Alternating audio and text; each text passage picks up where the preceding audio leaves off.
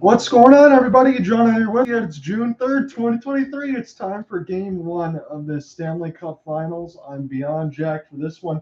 Cooper Hopkins is going to join me here tonight, so we'll be able to give you the call here for the finals. So let's get into it as far as the Florida Panthers in the starting lineup, head coached by Paul Maurice, Alexander Barkov, Carter Verhaeghe, Anthony Duclair, Gustav Forsling, and Aaron Ekblad, Sam Bennett, Nick Cousins, Matthew Tkachuk, Mark Stahl, and Brandon Montour. And Tom Lundell, Each Ryan is injured, so that could move Ryan Lundberg or Sam Reinhart in the spot of it. Josh Maher and Radko Gudas will be the back-end defense. Eric Stahl, usually Lundberg and Colin White will be the fourth line side. Big Bob, Sergei Bobrovsky will be in goal. What's going on, Sean? How are you doing, my friend? And for Bruce Cassidy's squad in the Vegas Golden Knights, it sounds like this: Jack Eichel, Ivan Barbashev, Jonathan Marcel, Alec Martinez, and Alex Pietrangelo. William Karlsson, Riley Smith, Michael Amadio with Braden McNabb and Shea Theodore. Chandler Stevenson, Brad Harden, Mark Stone, Nicholas Waugh, William Carey, and Keegan Kolsar. With Nick Hague and Zach Whitecloud in the back-end defense, Aiden Hill will be in net tonight for the Vegas Golden Knights.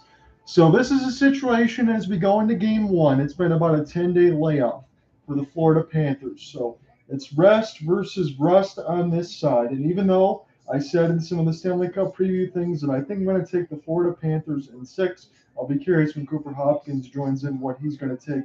But I do think, at least tonight, I have a feeling that the Vegas Golden Knights will win game one. And I think that they might do so decisively. I'm going to go ahead and put my money where my mouth is tonight and say a 4-2 victory for Vegas tonight, just because I feel like they are the team that's been most in tune. It's going to be one hell of a sight at T-Mobile Arena. As I always like to say, I've been there before the COVID times. It was during March Madness around my birthday where I got a chance to watch the Red Wings and the Golden Knights face off against each other at T-Mobile Arena. This is an electric sight. It's been the first time since 2018 for the Vegas Golden Knights when they lost in 5 to the Washington Capitals. And on the other end for the Florida Panthers, it's been since 1996. I was about 9 years old at the time when that happened, but they lost to the Colorado Avalanche in a sweep because of Joe Sakic, Peter Forsberg, Patrick Waugh, and company. So as we get into this really quickly, again, I have the CBC Sportsnet coverage. I'm sure Cooper Hopkins will carry our coverage on the TNT side, so we'll give you both unique looks. But I'll just give you a very brief point of how they got here. The Florida Panthers knocked off the Boston Bruins, the regular season team that was all-time. Knocked them down in 7. They were down 3-1 in the series. All Brad Marchand had to do was finish it off. He couldn't. And the Panthers were wounded, but they moved on. Then after, they pounded everybody else. In the second round, Florida Panthers took out the Maple Leafs in 5, and they swept the Carolina Hurricanes in 4. If you're a Hurricanes fan, nothing more agonizing than losing 4 games all by 1 goal. Matthew Tkachuk had 3 game-winning goals in 4 games, and Sergei Bobrovsky, through his first 3, stopped 132 of 135 for a .977 save percentage at that time. And for the Vegas Golden Knights, they went through a wounded Winnipeg Jets team. They beat them 4-1 and 5. They took out the Edmonton Oilers in 6, 4-2. They scored a whole bunch of goals. They only had 1 game where they scored 1 goal on that side. So the adaptability where they should have been buried against, most people thinking against Edmonton, they were not on that side. And the third round, Vegas, they beat the Dallas Stars in 6. They were up 3-0 on that end. They ended up winning 4-2. And it was a situation when Jamie Benn went down on that side from the suspension. They got completely blown out in Game 3, lost 4-0. When they came back, Ty Dellandrea had a couple efforts, and then it was a 6-0 drubbing in Game 6 with the return of the captaincy. So that was just a brief look at of how we got here. I know Cooper Hopkins is going to be joining in. The one thing I want to take a look at, and this can be some of the notes as we get into part of our pregame, we're probably about 6 minutes away from the puck drop. But Florida on their power play around the regular season was close to 20-21%. They're at 28% right now in the playoffs. Vegas looking more like Carolina was on that side. They're about 18.5 when they're usually around 24-25. The penalty kill for Florida has been better. They were usually hovering around 65% in the regular season. They're about 71.2 in this playoffs. But for Vegas, their penalty kill got absolutely annihilated by the Edmonton Oilers on that end because they had the most prolific power play in NHL history. It's down to 63%, but I expect it to improve much more. Again, Florida slight edge in hits per 60 at 32, Vegas 31.5. Blocks, Vegas likes to get out there and do that. There was a situation in, I believe it was game 6 when the Stars were down big time on that. So it was the second time they got shut out. But Vegas had 15 blocks in the first period. They averaged 18.7 to Florida's 15.5. Both teams won leading after 1 or 6-0. Both teams won trailing after 2. Florida's 0 for 4. Vegas is 1 for 3, but Vegas in the regular season, they led NHL comeback victories. They had 9 as of February 23rd. They might have a couple more, but I couldn't find anything else to track that as far as everything else. So the notes, when you're thinking about Sergei Bobrovsky, his numbers have been outstanding, especially in this series against the Carolina Hurricanes in the back end, even for before that with the Toronto Maple Leafs. 14 games played, 11-2, 221, 935, and a shutout. Braden Hill on that end, you got to go ahead and give him his props, even with the biggest defensive for him. 11 games played, 7-3, 207, with a 937 save percentage and 2 shutouts. Those numbers are even better than Bob's on that side. So that's something that you have to look out. If you think about something that happens, and I'm not saying it's going to, but if we get to a situation, let's just throw it out there, where we have to go to the backup goaltenders. Well, you know Alex Lyon, he was in control, not in the playoffs, 1-2, 325, 902 save percentage. But he was a back end guy about 2.5 months' time when Florida needed to play well just to get in. Alex Lyon kind of saved their bacon. Jonathan Quick, he played at a time in the regular season when Vegas was going between 5 different goaltenders, but he has not played backup yet. Logan Thompson's still injured. Laurent Brossoit's out. So Jonathan Quick and maybe even Yuri Patera would be the third back as far as all of that. But it's something to watch. If Aiden Hill gets injured or something happens, that might be something that changes the series. Not saying it's going to. You should watch out for that. The original members of the 2018 squad, looking on the Sportsnet side for me as players start to come out of the tunnel. For the original Misfits, William Karlsson, Jonathan Marceau, Shea Theodore, Braden McNabb, and Will Carrier. Zach Whiteclaw technically played one regular season game with the 2017-18 squad. And the one thing I wanted to throw out there, again, I know it was about 7-8 teams at the time, but the Philadelphia Flyers were the earliest expansion team to be able to claim a cup. Again, a lot less teams back then, but they did so in 1974. They did so in 7 seasons. Vegas trying to do that in 6. They claimed the cup May 19th, 1974 in Game 6 against the Boston Bruins. Final score of 1-0. They also had Bernie Parent in goal alongside Bobby Clark. So they had a lot of good players on that Broad Street Bullies team. So it's going to be a quick turnaround for us because Saturday, and it's going to get a puck drop right now in about 3-4 minutes or so. But Monday will be game 2, June 5th. We'll be here about 8:15 Eastern, and then I'll be here for Thursday, June 8th. For game 4, unfortunately, I will not be here because I have to go to my fiance's sister's wedding. So that will be a write-up for me nonetheless. If we do get a sweep, I'll try to get a tape delay call. I hope that's not the case, but that will be the situation if that happens. But other than that, that'll be the only game we miss. I'm taking Florida in 6. I know on that side, Alec Nava, who was in here, was showing on that end.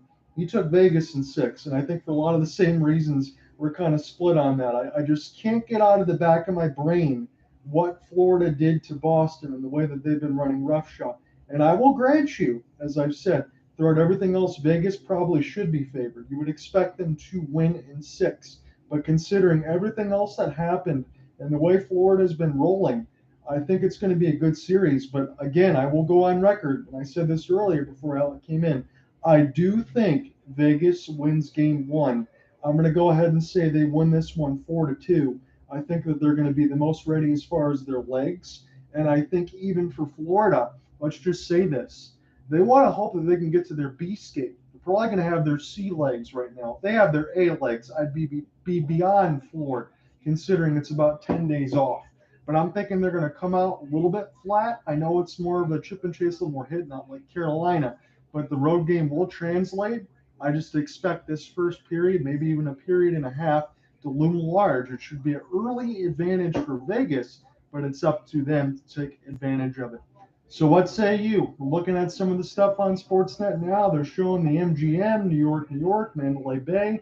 I was able to stay at Caesar's Palace on that side during the time before COVID. I'm going to get Cooper Hopkins in here on that end. I enjoyed my time at T-Mobile Arena.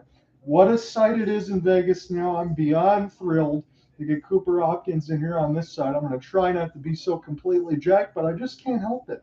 It's the Stanley Cup Finals, as we're seeing everybody celebrating right now in the Fortress. This is absolutely nuts. This is going to be a lot of fun. John, my friend, it has been far too long. You have been holding down the fort and then some. Your coverage has been excellent, consistent. You've been on fire. I expect the same tonight from the Florida Panthers. I'm coming right out and saying it. Everyone is expecting a sluggish start for the visiting team tonight because they've had so much time off. Does success come back and bite them in the you-know-what? I think the answer is no. And all I can say is I hope that the Vegas performance tonight is a little better than their opening act. They had kind of a night showdown on the ice there that was a little underwhelming. So we'll leave it to the players to put on the real show on the ice tonight. But John, it is an absolute pleasure to be back on the call with you.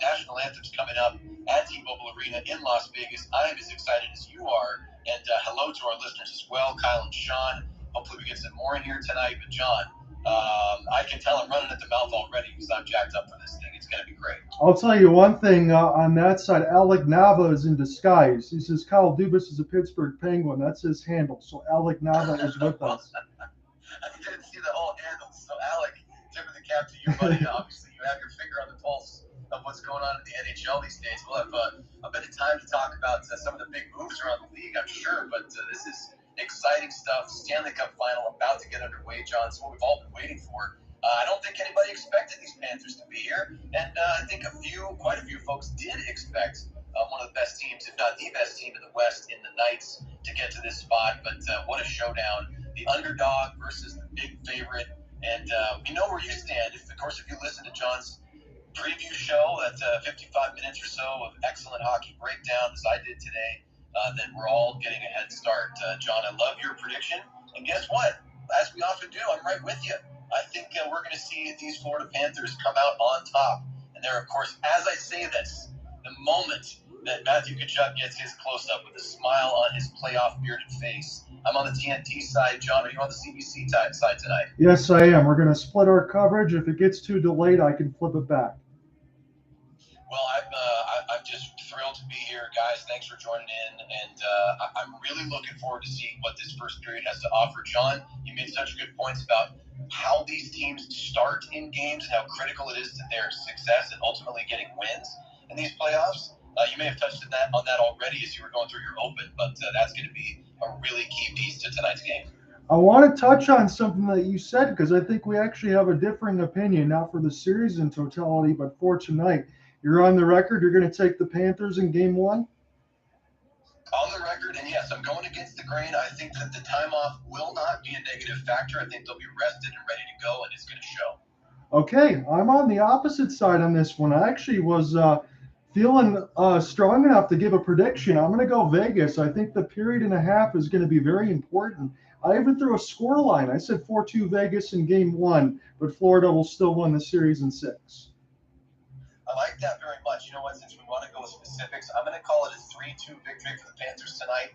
And I do think they're going to find a way to jump out. They may hold a 2-0 lead for some time in the first half of this game or so. And then I think you're going to see the Knights push back, potentially tie it at 2.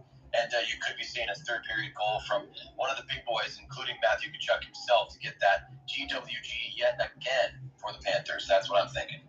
I know it's the Stanley Cup Finals, and I know what's in front of us, but I also know near and dear to your heart is the Calgary Flames.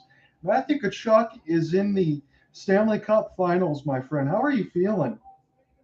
Well, you know, as we talk about this at this very moment, you know, there are hockey fans around the country, around the continent, around the world that are sort of seeing now what you and I got to see ahead of time, right? Matthew Tkachuk sort of entering the big stage, so to speak, as a real superstar athlete in North America, in the sport of hockey. You know what? We knew that. Of course, he was tucked away in Central Alberta, and now, you know, on a bigger stage. He may not be on the Kings. He may not be a Ranger. He may not be with Sid in the Pens, but he's in a big market. He's pulled the Panthers to the biggest stage in the land in the Stanley Cup Final, and you know, I'm basically living vicariously through Florida Panthers fans right now. I'm an honorary Panthers fan on behalf of Sam Bennett, Matthew Tkachuk, even Ryan Lomberg. I remember seeing Ryan Lomberg play in Bakersfield, California, when he was on the Stockton Heat, now the Calgary Wranglers, the AHL team, as they played the Oilers affiliate down there, the Bakersfield Condors. So, it's a once upon a time feeling for me, but that also implies something magical, and he has something magical going with the Panthers, and I'm just glad to be witnessing it. I think he's going to carry his team through and eventually lift the cup. And the other thing that was really cool, really quickly, as we're getting through the anthems, Matthew Tkachuk was on the Inside the NBA crew, and they showed some shout-outs there in Chaminade when he was with Jason Tatum on the high school side. And you see Matthew Tkachuk doing a shimmy, dancing with his laptop. That was really cool. Who knew he was going to turn out to be an absolute superstar? But it was so awesome to see him on the TNT side for Inside the NBA and giving some exposure to the NHL. I thought that was awesome. Yeah, absolutely. I mean, this has been a special playoff year for these major sports, and I really like that in the NHL here we have the fortune of seeing a Vegas market that made such a big impact on the game. Of course, getting to the Stanley Cup final in their first season before falling to the Capitals in 5. But the Panthers, they've been in it, they've been around it, they've been to the playoffs, they've been out of the playoffs. A little bit inconsistent, but it's been since the mid-'90s and the Van Beesbrook era since we've seen them on this level. This is a special, special time. I think this is great for hockey. We're talking different coasts, different styles of game, different fan bases, and different makeups when it comes to the team rosters. So it's going to be a really fantastic showdown. I'm excited to get this thing rolling, and now we're just moments away. Cooper, I feel like we're in a heavyweight fight. It's Michael Buffer getting set to get everything going at T-Mobile. Mike, it's a big night. The semi-retired Michael Buffer gets the call, and no slouch to his younger brother Bruce, who normally takes care of the announcing duties, of course, for the UFC, a legend in his own right. But Michael Buffer, he's ready to rumble, and so are we. Let's go. Let's kick this thing off. Stanley Cup Finals puck drop just moments away now. Holy cow. All right, face-off's going to be underway, and the Florida Panthers will get this one started. They'll slap shot this thing around the inboards. Again, it's Sergei Bobrovsky and Aiden Hill. Played it off the back end is Bennett. We'll try to send this around for Cousins, and now to the right side blue line, as it's Bennett, but he lost it off the stick check, and now Vegas will get the first touch of it. As this will be sent back around. Alec Martinez and Alex Pietrangelo near the right side as you get the Go Knights Go chant. I mean, everybody's going to be amped right now.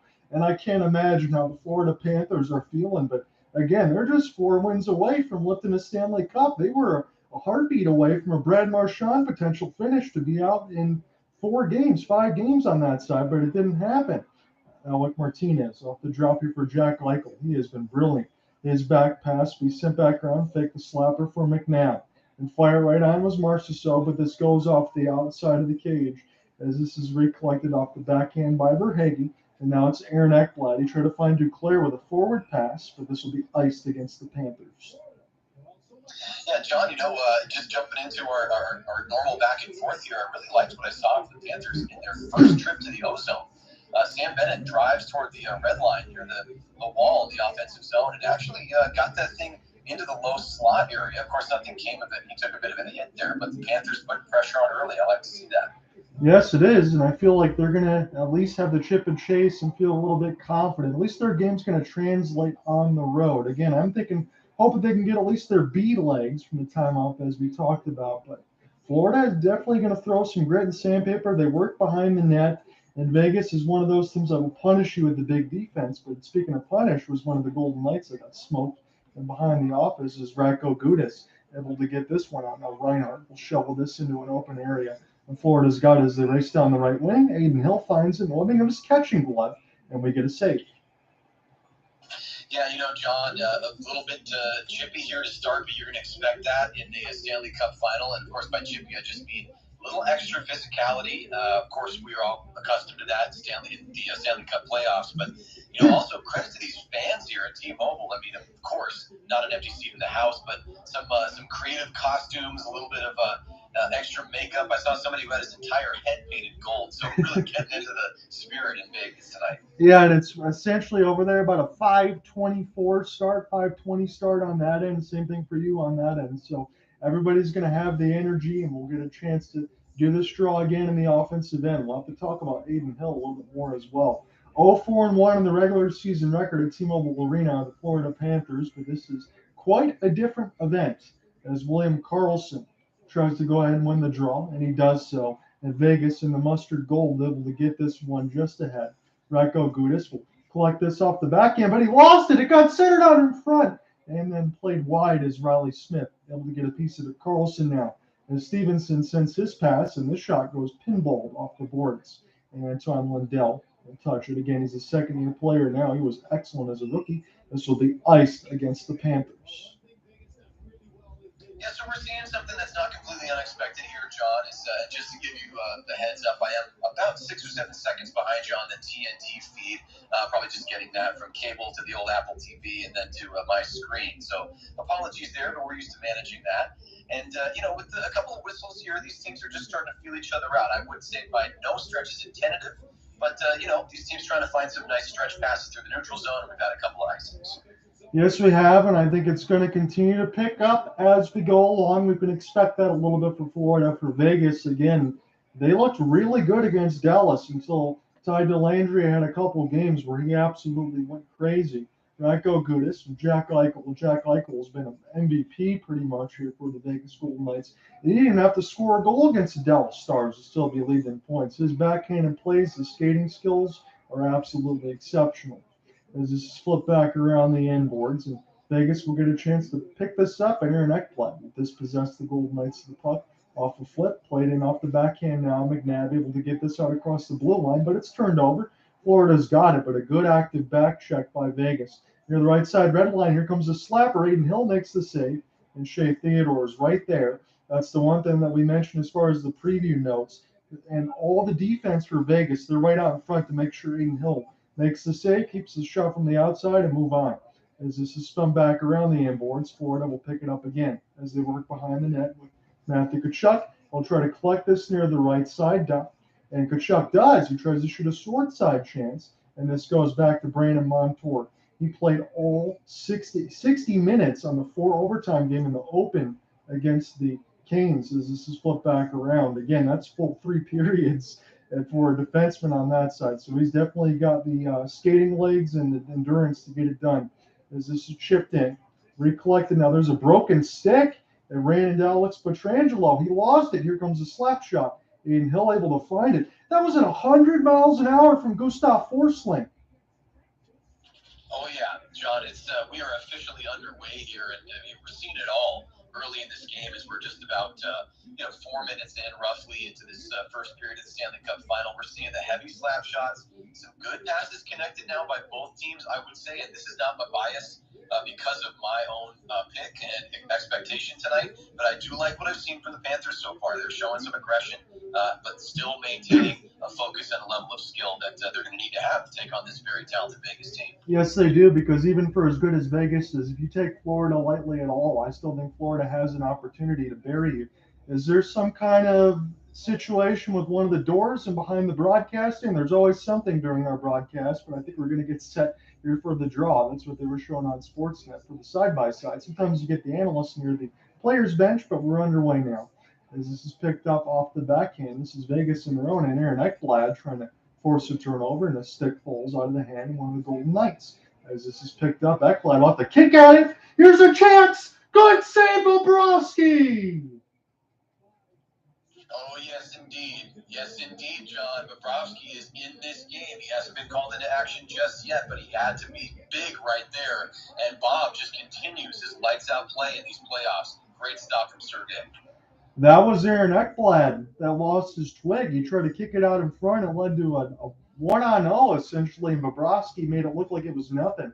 7-0 on the road with a 170 goals against. How about those numbers? Yeah, absolutely fantastic. And he freezes that shot from the slot in the trapper like it's nothing, as you just said. And unlucky there for Ekblad, loses his stick, tries to kick the puck out, basically passed it right to his opponent.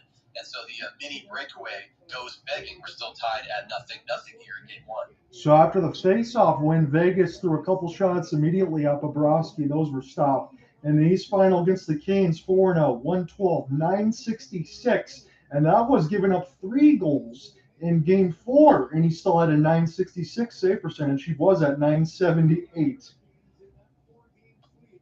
Yeah, and you did such a good job, John, in your breakdown and previewing this final matchup. Bobrovsky has been excellent, although Hill on the other side, his numbers just as impressive, if not even slightly more so. So there's lots to talk about. I mean, the goalie matchup, you could argue in any NHL game is the key piece to look at, but especially in a potentially 7-game final series to win it all, these goalies are going to be toe-to-toe, and Bobrovsky, he's lights out so far. Lim Carlson was doing an excellent job behind his own net just to buy some time, but this is going to go back into the Golden Knights defensive end. Again, the mustard gold black pants with the white and red stripe, and they're going to be trying to go right to left in this first period. The shots on goal, 3-2, advantage of the Golden Knights as we're still scoreless here. This is game 1 of the Stanley Cup final. Game 2 is going to be a quick turnaround on Monday, and we get a delayed offside against Bennett. Yeah, John, this is just a kind of a broad observation here on my side. It feels like we've already seen a lot of hockey in this game, and we're getting a number of whistles, but, we're only about 5 minutes in, and maybe that's just the excitement here kind of bleeding into a lack of attention to the clock and how time has elapsed here, but a lot going on in these periods in between whistles, and I'm going to try to cross my fingers for a little bit more fluid play. I don't think it's going to benefit one team or the other, but hopefully we can get some back and forth action. I think as this game goes along, we will definitely see that. I was just thinking of the first 30 minutes would be tenuous. Here's Eichel off the back end. He tried to get through 2 Panthers, and he almost did so. Jack Eichel is definitely a man on a mission right now, and he's a demon when he carries the puck. You can't really dispossess him. Good combination play. This is near the right side dot, centered out in front, but Florida was there, and they'll flip this one. And toward the right side, it creates a 2-on-2 opportunity. Kachuk's the trailer, and the shot goes wide and off the inboards. Puck never came to him. And near this left side red line now, it's a 3-on-2. Vegas has this off the backhand, and Racco Gudas, a brilliant back check as it was recollected. Florida tries to make a play falling down. One of the defensemen lost it. Now Alec Martinez will try to gain the entry near the left side dot. Colin White's being dispossessed of the puck as this will go near the left side of the red line, and we'll see who's got it right now. This is Vegas. They'll merge with it with Nick Waugh. He has been excellent on the bottom 6 part of it, but the pass goes too far for Pietrangelo, and they'll have to start again with VGK. As this is sent back around the inboards, recollected by Nick Waugh near the right side dot. Now behind the net of Sergei Bobrovsky. It's very busy and behind his office. I don't even know how he can see, as this is in the butterfly near the right side dot. And now Florida might get this at least in the neutral zone, but there was a ton of screens there. But the puck was never able to get the ball, as it's Racco Gudas. We'll like to start again left to right, and Sasha Barkov will make the pass ahead. Anthony Duclair able to get this one in deep as it just eludes Barkov. And now it's a 2-on-2. Chandler Stevenson off the backhand. Here's the drop, and this one's fired up in the netting, and now a play from Stone. And John, I want to give some sort of insightful analysis right now, and I find myself, I'm lacking some professionalism. I find myself just fixated on this game almost from the truest level of a fan. And of course, that's understandable. I'm getting a sense here that Vegas, even though I like what the Panthers have done, Vegas is really starting to break through, and the defensive pairings of Florida are having to come through in the clutch, sometimes at the very last second before the shot gets off from the Knights forward. So a couple of examples so far where I felt like that first shot was going to be put on, assuming the first goal was going to be put on net. Bobrovsky would have to come up big again, but great back checking by the Panthers defenders. And again, from what we talked about, Vegas on their back end, about 6'2", 6'5", 200 to 240. And all those guys can definitely skate. They're not just really big on that end, but this back end defense, as we talked about, to keep the chances from the outside, Hill makes the first save and it lets them push on ahead.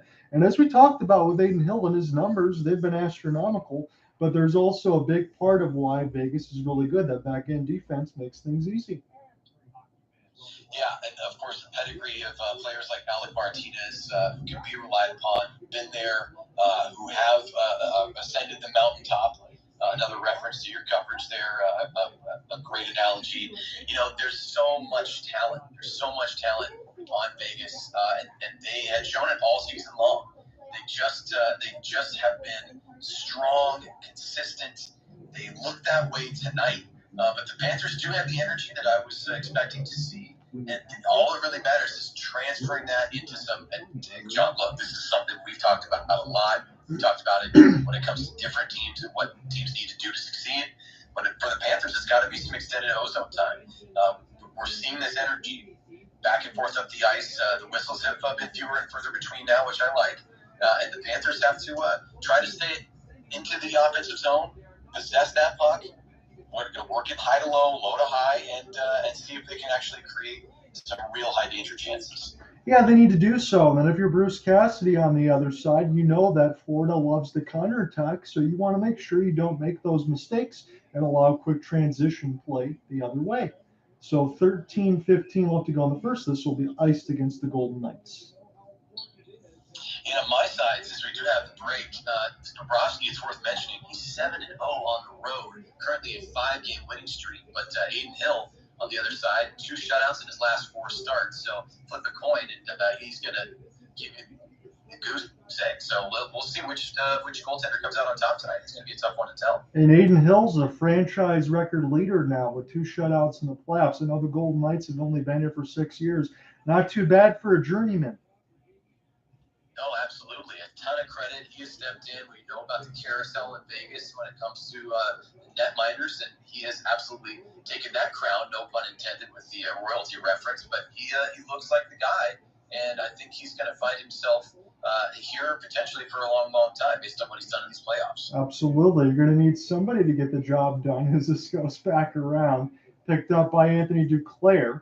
Has been able to get this one down. That second line for Florida is someone to definitely watch as far as everything for Paul Maurice's squad. And when you talk about Bruce Cassidy being picked up from the Boston Bruins, I think I also opened my eyes a little bit with Paul Maurice. He certainly got his squad believing as this is flipped back around. We do get another part of the break. I will have a couple things to mention about the Golden Knights as this is flipped in. Good active stick check by William Karlsson. He's one of the original tenured Golden Misfits as this is sent back around now. Sasha Barkov with a stick drag near the right side dot. And a huge collision. Ryan Lomberg delivers the paid. Loose out in front and swallowed up by Hill. My goodness, John, now this is where the delay is not helping me at all. So I'm going to see this quote-unquote live in just a moment. But I'm ready to see what you just called and how I see Lomberg skidding around. And there's the clip. My goodness, yeah, Ryan Lomberg. Boy, we want to talk about grit. Yeah, he drops one of the Knights right there in the corner. Luckily, it doesn't look like any injuries, but he created a huge opportunity out of that corner. What a physical play by number 94 in white. It certainly seems like Ryan Lomberg, again, he had one of the primary assists on that side of the Tkachuk goals. And when he was interviewed on the Sportsnet, he had the biggest grin on his face you could ever ask for. He seems to play with a lot of character and intrigue and pizzazz, and that was a monster collision. And Sam Bennett can definitely do that here, as this is near the right side dot, but the pass is picked off, and the Golden Knights will put this down across the kick plate, but they've iced it again. We get a stoppage with 11:57. It's an interesting first period, John. I mean, as we already pointed out, we're seeing a little bit of everything, and still so much to play, so much time left to go here in the first period.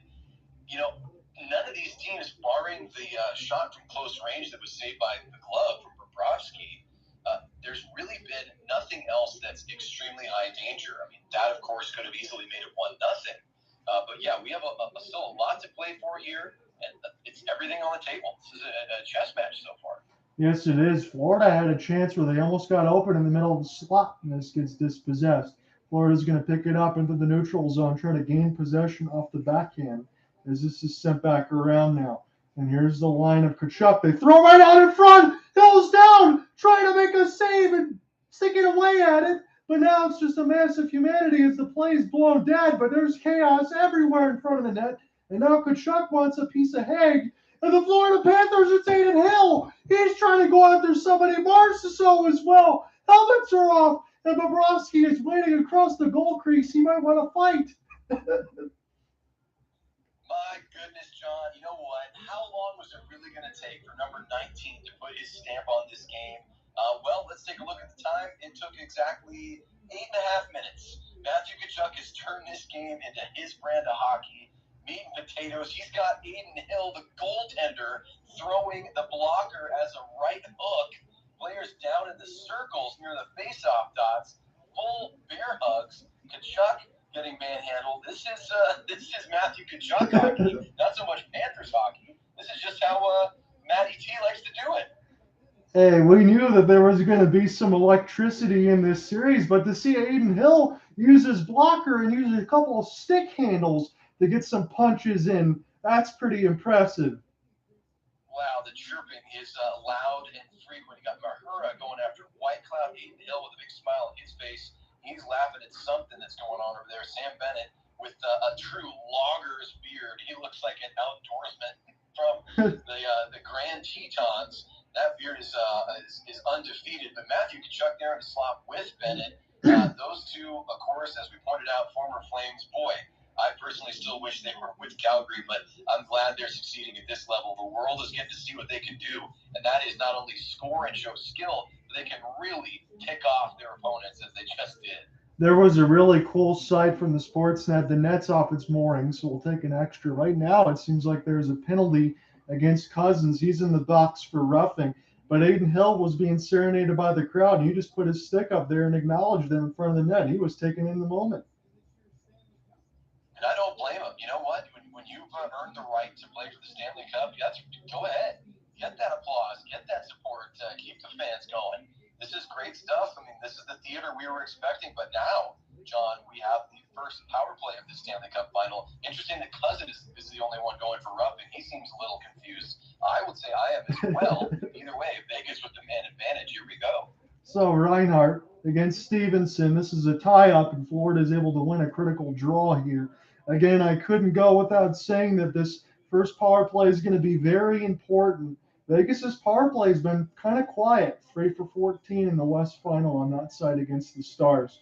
Chandler Stevenson skating down the zone, picks it up near the left side dot and wraps this around the end boards. Nick Hague settled it down as Theodore gets a chance to hold on to it as it's a chance for Mark Stone. Captain C got it in behind the net. Low center pass for Marceau near the left side dot. He's patient as it goes in the high slot for Theodore. Crisscross pass for Eichel. Good deflection there by the Panthers. He'll send this up in the netting and out of play. Yep, so it's like a microcosm of the game here so far, John. It's the Vegas Golden Knights, of course, with this man advantage, and still about 90 seconds or so, a little bit less to work with.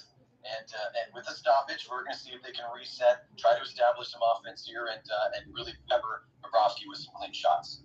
1:19 left to go in the first man advantage of the game. Yeah, it's hard to believe it's just Nick Cousins in the box considering everything else that we saw. And I think this one goes up into the players' bench. So 1:16 left to go in the power play. Yeah, tough for the stops and starts, which has been a bit of a narrative here in this first period. Tough for a team on the power play, I would say. You want to get into a flow, right? You want to keep that penalty-killing unit out on the ice, tire them out, try to establish yourself, cycle, find clean passes, and then open shooting lanes. So we'll see if Vegas can do that after these few whistles. Yeah, you think Florida would take some of these whistles considering, as this is sent back around near the right side. Doc Carlson can be wide open. Here's a good tip save, and this one goes off the outside of the cage, but Vegas has it as it's centered out near the blue line side. One of the Golden Knights on defense lost his stick, so they're going to essentially be down a man, and now this will be picked up by the Panthers. Off the forehand, Barkov centering pass around the wraparound, scores! Short-handed goal for Stoll, and the Panthers are on the board. Absolutely unbelievable, John. And once again, this is one of those situations I'm going to see what you just described happen in front of my eyes in a couple of moments here. But not only do the Florida Panthers get the first goal of the Stanley Cup final, it is a short-handed goal, John. You want to talk about building confidence? How about a wraparound from your veteran leader who gets your opponent's goalie way out of position, and Aiden Hill tosses that puck up into the air after it crosses the line in disbelief. And I don't think these Vegas fans can believe it either. They are not only down 1-0, they're down 1-0 while on the power play. Unreal. Eric Stahl.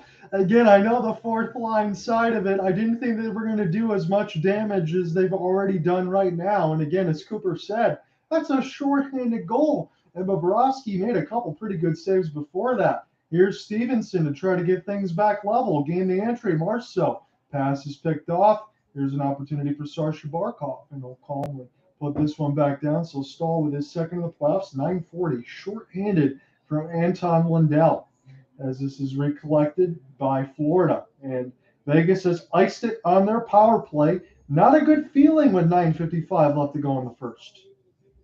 Yeah, no, listen, I'm not going to say that, because you iced it on your own power play that the bottom is falling out here, but my goodness, Stahl has really turned this game on its head, as we noted multiple times. Fits and starts here in this first period. Not a ton of full flow to the game. Still some good opportunities on both sides, but then to get that shorty, and then to have the mental mistake of icing it while on the man advantage, you got to say the Panthers have the upper hand right now. But, John, we know what happens in the game of hockey. Momentum can shift very quickly, as of course on the TNT side, let's not forget that Stahl, many years ago now, it feels like, with the Carolina Hurricanes in 06, a Stanley Cup champion. And this is his 100th career playoff game. This is another monumental goal as he's trying to be a Stanley Cup champion with the Florida Panthers. They haven't been there since '96 when they were swept by Patrick Waugh, Joe Sakic, Peter Forsberg and company. As this is sent back around for Eichel and recollected by Florida. They'll throw this one back down. So not only does Vegas not have a shot on goal in their power play, they gave up one as Brayden McNabb tries to find the entry now. And this is recollected. Martinez kind of ran into the referee as some body contact near the right side of the boards. It's loose. Here's a good chance. And this one goes off the outside of the cage. It falls back to Vegas. Another opportunity as Bobrovsky got partially knocked down, but it's not cleared out of the zone. Funneled at the net. And this is near the right side boards where Vegas will try to recollect now. Nicholas Waugh is on the chase as he gets wrapped around. And where is the puck? This is near the right side of the blue line as it's settled back down. Petrangelo will take a look at it as Whitecloud able to get this one in. And now Nick Waugh with William Carrier as it's near the right side boards. Whitecloud, he's trying to throw some hits, but Tkachuk's got the puck into the neutral zone. And his fluttering pass will get picked off across the Golden Knights logo and sent back in. Gustav Forsling has it now. About 8:25 left to go in the first. It's a delayed penalty against the Vegas-Golden Knights. Bobrovsky has left the crease, and Florida goes to the power play. Yep, John, here we go. Fascinating stuff. This is how quickly things can turn on a dime. So you have the shorthanded goal by Eric Stahl, and then later, after the Vegas Golden Knights go to the face-off, then they ice the puck on their own power play again. Not that that's the end of the world, just an indication of a mental mistake. Now they have committed a penalty, so you could have the Florida Panthers potentially opening up a 2-goal lead here with plenty of time still to go in the first. Interesting stuff. The Panthers looking confident in this opening game of the Stanley Cup Final, John. Well, it's a good call by you so far, but I want to throw this out there as far as the coverage and everything else in the preamble for yesterday. I put Vegas as a team that's not going to get rattled and commit mistakes on themselves. And then what did I see on the Sportsnet side? Amadio and Waugh trying to get fisticuffs in there with Tkachuk, and they drew a penalty against themselves. Yeah, and no, we've talked about this before. I think it's a pretty standard narrative where, of course, any team wants to establish a sense of physicality that they're not going to be pushed around. Obviously, they're in their own barn, they're at home, and of course, the expectations of a home playoff game, not only a playoff game, but a Stanley Cup Finals game, you think to yourself, okay, you got the home cooking, you have the home crowd. But my point in using the word expectations is that sometimes there can be that extra bit of pressure where you feel obligated. You really don't want to let yourself be out-hit. You don't want to seem like the secondary team in terms of physicality.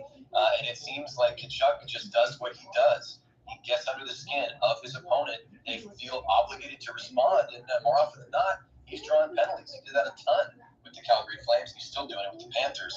And now it could result in major opportunities for Florida to double this lead. Well, we'll see what happens right now, like pretty much literally within the next 5 seconds here, because it was a shorthanded goal for Eric Stahl. There's a penalty in the box there as far as Vegas, so now Florida's got a man advantage. They already scored on the disadvantage, and right now the live money line is plus 155 for Vegas, so it's already heavily favored for the Florida Panthers. I'm not sure if that was that way to start in game 1, but we'll do this with Sasha Barkov. He can't win the draw against Carlson in Vegas. Try to get this one out across the kick plate. Sam Bennett will take a swing at it, but he missed the puck.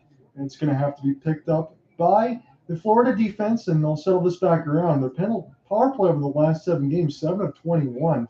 So that's pretty good on that. It's about 33.3%. That's rough math. I'm not a major on that side, as this is Reinhart flipping this one in. And around the end boards, about 28% of the power play, 63% penalty killed for Vegas. But as I like to say, throw it and keep in mind, that was against the Oilers, too. They can absolutely trash those numbers and make them look bad. So here's Reinhart off of a flip pass. This goes way too hard off the wall. But Tkachuk is able to find this. Pietrangelo almost lost it in behind his net as McNabb tried to send this back around. This is near the right side. Bennett forces a turnover near the right side. Here's a slap shot. This goes off the outside of the cage. The ref says no goal. I thought that was in from Tkachuk, but we're still live. As this is sent back around, I can't believe that didn't go in. We'll have to see what that hit once we get a stoppage. Did you just see that, Cooper, on that side? John, I'm about to see it right now. Let's take another look at this thing here. First of all, while I'm waiting for the play to unfold, I got to say I love what I've seen from Sam Bennett so far in this game, driving the net literally from the opening of the contest. And we got the no goal call. Boy, that was Tkachuk from distance with a seeing eye shot. I think it hit the outside of the near post and came back out. But I can't blame you. That looked like it may have hit the netting there for the second goal of the evening.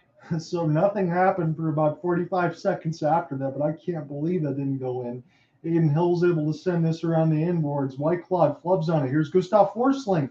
Power move to the net, and this will be settled back down. Ekblad with a nice pass across. Florida with the settle things down on their power play here, down to 5 seconds. They'll shovel it near the middle of the slot. Ekblad will play the bounce in the middle of the slot. Here's a fake pass near the right side chance, and this one goes up into the netting. So Florida's power play, technically no shots on goal, but boy, they look dangerous there as we get a stoppage. Yeah, you're absolutely right, my friend. I will say the obvious statement of the night.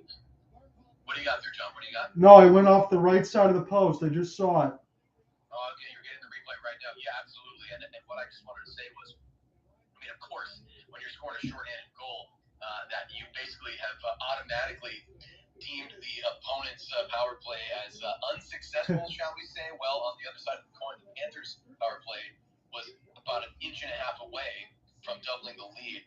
Yeah, but I'm seeing the replay right there. What a beautiful slap shot, Tkachuk, with that signature mouth guard hanging out of his jaw. That goes over the glove side from Hill. So actually now we have a post apiece. The Vegas Golden Knights hit a post earlier in the period. Now Tkachuk gets a post on the power play. Eichel tried to send this out in front, but it's picked off by the Panthers. They'll have to shovel this in across the red line. And now they'll be able to gain an entry. Here's a chance for Forsling. He'll fire a chance. It's sent back around by Montour. Here's a late arriving Florida Panther able to gain the entry off the outside of the cage and rattled back down the ice. So Florida, they've been on the front foot of this game, and that is big props on my end because they've been not playing for about 9 days. And they're giving everything right now to the Vegas Golden Knights. But again, I should partially expect this because after you 3-1 the Boston Bruins and come back, who else can be left in your way? Even though Vegas has been the best in the West. Chandler Stevenson, as this gets taken away by Ekblad, and he'll have to be on his P's and Q's here near the right side of the red line as this is flipped in here. McNabb will pick it up. Florida's 8-0 when scoring the first goal in the 2023 playoffs. So does that tell you everything you need to know right now? We'll have to find out. As this is near the right side of the red line. Shea Theodore in the middle of the slot. Bobrovsky will track it, but this takes a bounce near the right side red line. And Florida will try to shovel this out. As this is heavily contested, but Vegas near the blue line. It's a chance for McNabb, and they'll just put this around the kick plate. Chandler Stevenson now pick it up off the backhand. This pass is recollected by Martinez, and they'll do the same with Mark Stone, but the pass goes too far off his stick near the left side of the faceoff dot.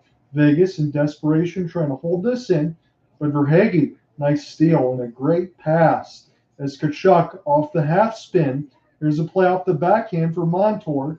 Put this back here for Bennett now near the high slot. As the puck gets blocked, Bennett still stays with it, able to stay onside. Matthew Tkachuk throws out a couple stick checks, but here could be a partial break for Vegas as Carrier fires this around the inboards. 3:55 thereabouts left to go in the first. It's a 1-0 lead. It's a shorthanded goal for Eric Stahl as Nick Cousins gets punished near the right side boards. and recollected now for Pietrangelo. As Florida has it with a good shot, but this is turned over in the middle of the slot. And now Riley Smith. He'll pivot, work this around the outside of the cage. Bobrovsky will brush it away with the goal stick as this is sent back around the boards again. And the delayed hand is in the air. I'll have to see what it's for. Might get a commercial break as well. 3:33 left to go in the first. Yeah, Johnson, this is a bit more of what we were hoping for.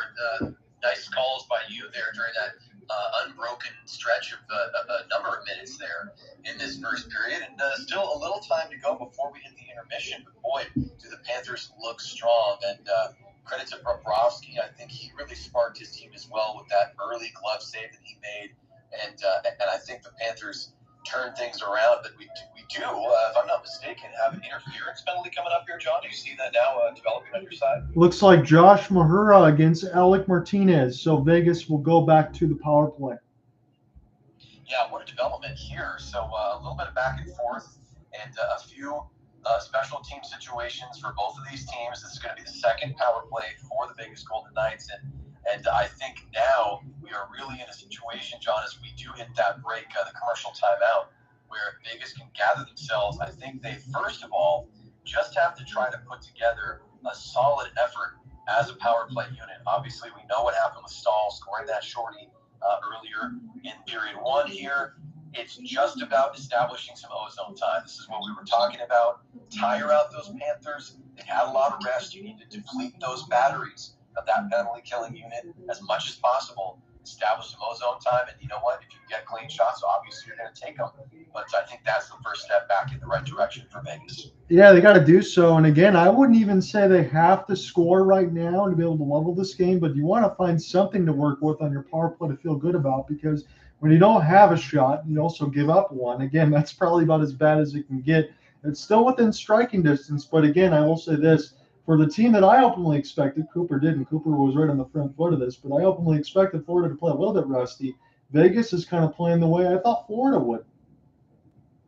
Yeah, you know what, John? I appreciate you making that observation. I've seen that as well. And, of course, it's not as much rust for the Knights. And this is speculation, but I'll lean into what I was thinking a few minutes ago when we had some discussion about this. Mm-hmm. I do think that there is a bit of pressure that comes with being a favorite at home, kicking things off in the Stanley Cup final.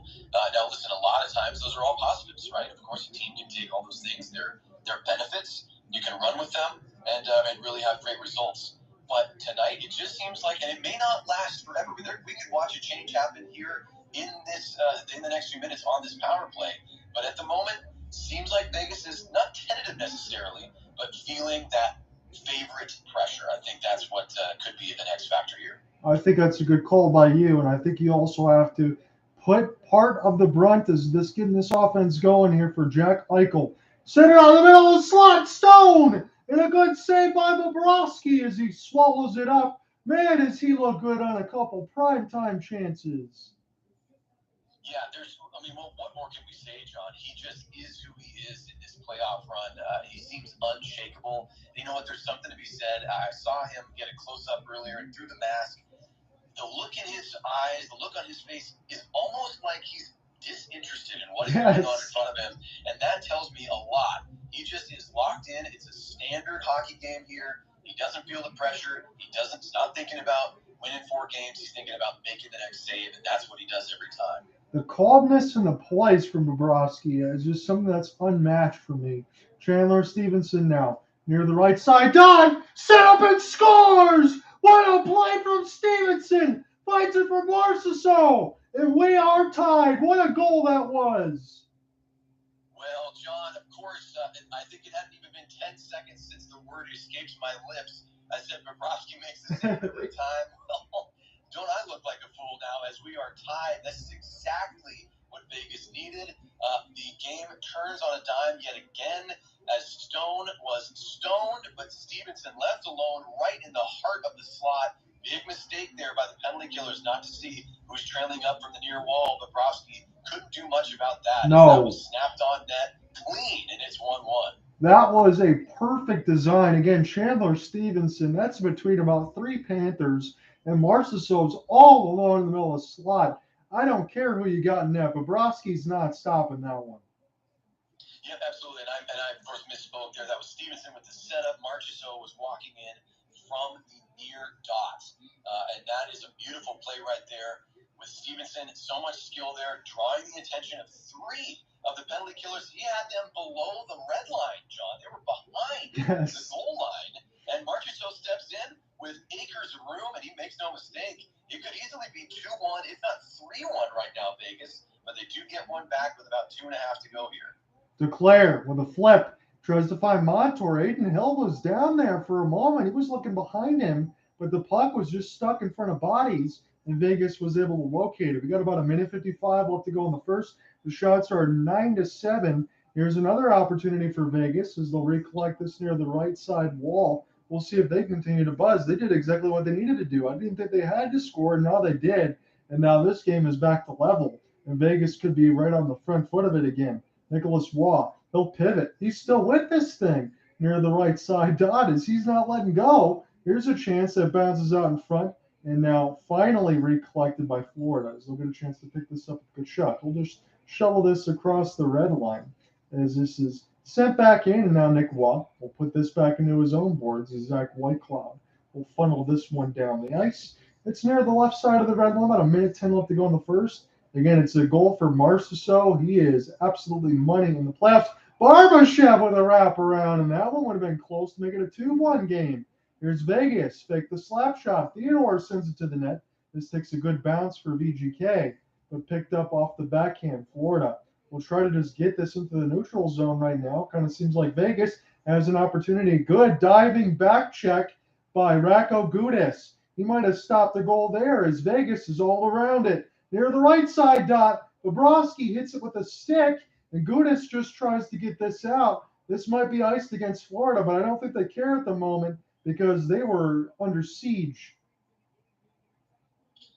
Yeah, John, here we go. We are officially into it. These teams now are both playing with a lot of heat and just a little bit of time left here in the first. You know what I would have said, and I probably still will say, overall, Florida has had the better period in this opening period of the Stanley Cup Final, but momentum matters, special teams matter, and the Vegas Golden Knights, not only they're right back in this thing, their pulse is quickening, their strength growing. They look like the team that we all expected to see. You get your crowd back into it, and you get them loud with 25 seconds left to go in the first. It's a chance now for Florida. And they'll just shovel this one ahead as Reinhart will take a look. He'll finish his body check. And now the Golden Knights will pick this up across the red line. It gets fired in by the Panthers. Down to about 10 seconds left to go in this very entertaining first period. Boy, is this picked up after some of these stoppages. But we're essentially going to end the first period.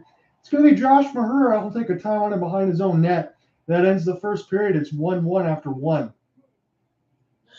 Wow, John, I'm literally exhaling right now. There's a lot to think about, a lot to discuss. What a great shorthanded goal by Stahl, and then Marchessault with the power play goal. So nothing in even strength. That's a piece that we can look at as well. It's taken special teams play on both sides to get goals here, and there's nothing in it. These teams are knotted up at one with almost even on the shot board as well. But those X factors that we keep talking about, Vegas looked like they were feeling the pressure a bit. Well, they seem to have shaken that off with a nice power play goal. The crowd, which was quiet after the shorty from the Panthers, crowd right back into it. So this intermission is going to allow everybody a chance to reset, including us. I'm sure we have lots and lots to talk about, and we're looking forward to a second period here coming up in just a handful of minutes. But we had a great opening stanza there. Lots to come. Yeah, I want to get into a little bit of the open as far as everything else before we get into intermission discussion, because I think we're going to talk about some of the Craig Conroy stuff on that end. That might take us a couple intermissions, but I want to give that its time. The shots are 9-7 for the Panthers. The hits are 15-11 for Florida as well. Faceoffs heavy advantage for VGK. 16-7. Block shots are 8-5 for Vegas as well. But I think there's a lot to speak to, at least for me on that side of it. This could have easily, I wouldn't say go one-sided here, all for Florida. But when you concede that shorthanded goal, Eric Stahl goes in there and finishes it off. I think there was a lot of poise and a lot of stones there for VGK to go ahead and right the ship. They got the power play that they needed at the end of it to put this right back at one. I think these are two really good, evenly matched teams. And again, even across the NBA Final 7, you have the Denver Nuggets. You also have the Florida Panthers and the Vegas Golden Knights. 3 teams out of the 4 that have never hoisted a trophy. Yeah, which makes it so exciting. I mean, there's a much more chance mathematically that we're going to see something that we've never seen before, which is always fantastic. And listen, it bears repeating. The Florida Panthers are not going to turn into something that they haven't been in this playoff run. And what I mean by that is the clock is not going to strike midnight for them all of a sudden. The carriage is not going to turn into a pumpkin. You have talked about it, John. We have talked about it. If this were a Western Conference team, meaning the Florida Panthers, they wouldn't even be here. They wouldn't even have this opportunity. But you know what? It's just the way the East shook out this year. They got themselves into a playoff spot, and they have made the most of it, to say the least of it. They have absolutely beaten the best, some of the best. I mean, we're talking the Boston Bruins. The Florida Panthers have cut their teeth. They have shown that they are ready to go regardless of the circumstances, regardless of who they're facing. So Vegas, again, rightfully the favorite, but Florida comes right out and says, hey, don't forget, you can make the money line, you can make the odds, whatever those things say don't matter to us. We know who we are, and we will take on all comers. And they looked good in that first period, despite the late goal for the Knights. Yeah, they did. As far as your goal reset, Eric Stahl is second of the playoffs, shorthanded from Anton Lundell. And Jonathan Marchessault, he's someone that continues to get production. I know there were some narratives out there talking about McDavid and Leon Draisaitl, and I get it. But Marchessault's played a lot more playoff games, but still, his 10th.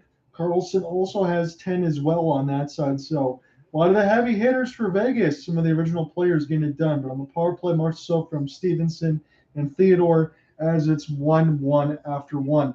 Now, this is something I've been holding on and I've been waiting for until Cooper Hopkins is with me. This might take us a couple intermissions, but I will take the time to go ahead and talk about this now. So you have Conroy now as the GM of the Flames, and I want to just go ahead and get your first thoughts. I will give you some background, but he was drafted by Montreal in 1990, 51 years old, a 6th-round pick and a captain, 5 seasons with the Blues, 4 with the Kings, 9 with the Flames, lost in the Stanley Cup Finals in 03-04 in Game 7. As close to a point-a-game player as he could be in his peak, I imagine he was always very well respected. These are my notes because always in consideration of Selke and Lady Bing talk. In his 16 seasons as a pro, made the playoffs 10 times, had over 1,000 games played, about 182 goals, 360 assists for 542 points, a plus 98.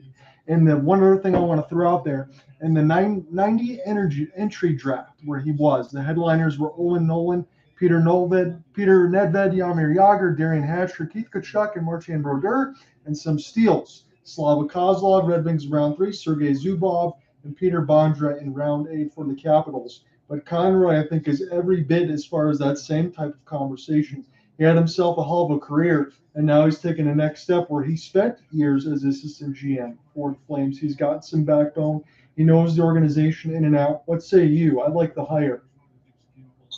Yeah, John, there are a number of reasons that I like it. First of all, thanks for that breakdown. I mean, those are things that, as a fan, that I knew, but some of those numbers I'd forgotten. And it's good to hear about the longevity of Craig. He played through, I would say at least a minimum of 2 eras of the NHL. When you come in the early 90s and then make it all the way into the mid-2000s. I mean, of course, there are some shifts that are going to happen in the game. And you know what? He knows everyone. He's been around everyone. He's respected deeply throughout the ranks in hockey. And as you pointed out, a number of years spent as the assistant GM in Calgary, and basically has earned the right to get the nod and to get the top spot as the general manager of an NHL franchise. And let's not forget his playing career, too. This is something that I watched very intently and was fortunate enough to see for many years as a fan of the Flames. You would think to yourself, okay, Jerome McGinley is so good that anyone can play with him. But don't forget that a player of that caliber needs a player of a certain caliber, especially a centerman, as McGinley, a right wing, relies on a skilled center to be able to create plays, put him in a position to be his best, and help his team succeed. And that's exactly what Craig Conroy did for not 1, but 2 stints with the Flames. Those 9 years total that he spent were broken up into two packages, if you will. I think it was a 5-year stretch. To be honest, I forget the team that he went to for a short period of time before he came back. And that actually speaks a lot to not only how he feels as an individual, Of course, it was as a player at the time, but there is a care that he has for the city of Calgary and for the franchise that I'm not saying Brad Treliving did not have. But when you're a player and you have literally and figuratively sweat and bled for the team, there's something there that I think will translate to the executive career that Conroy has built for himself. Now, the one thing that I will say, we have to look at both sides and be fair here.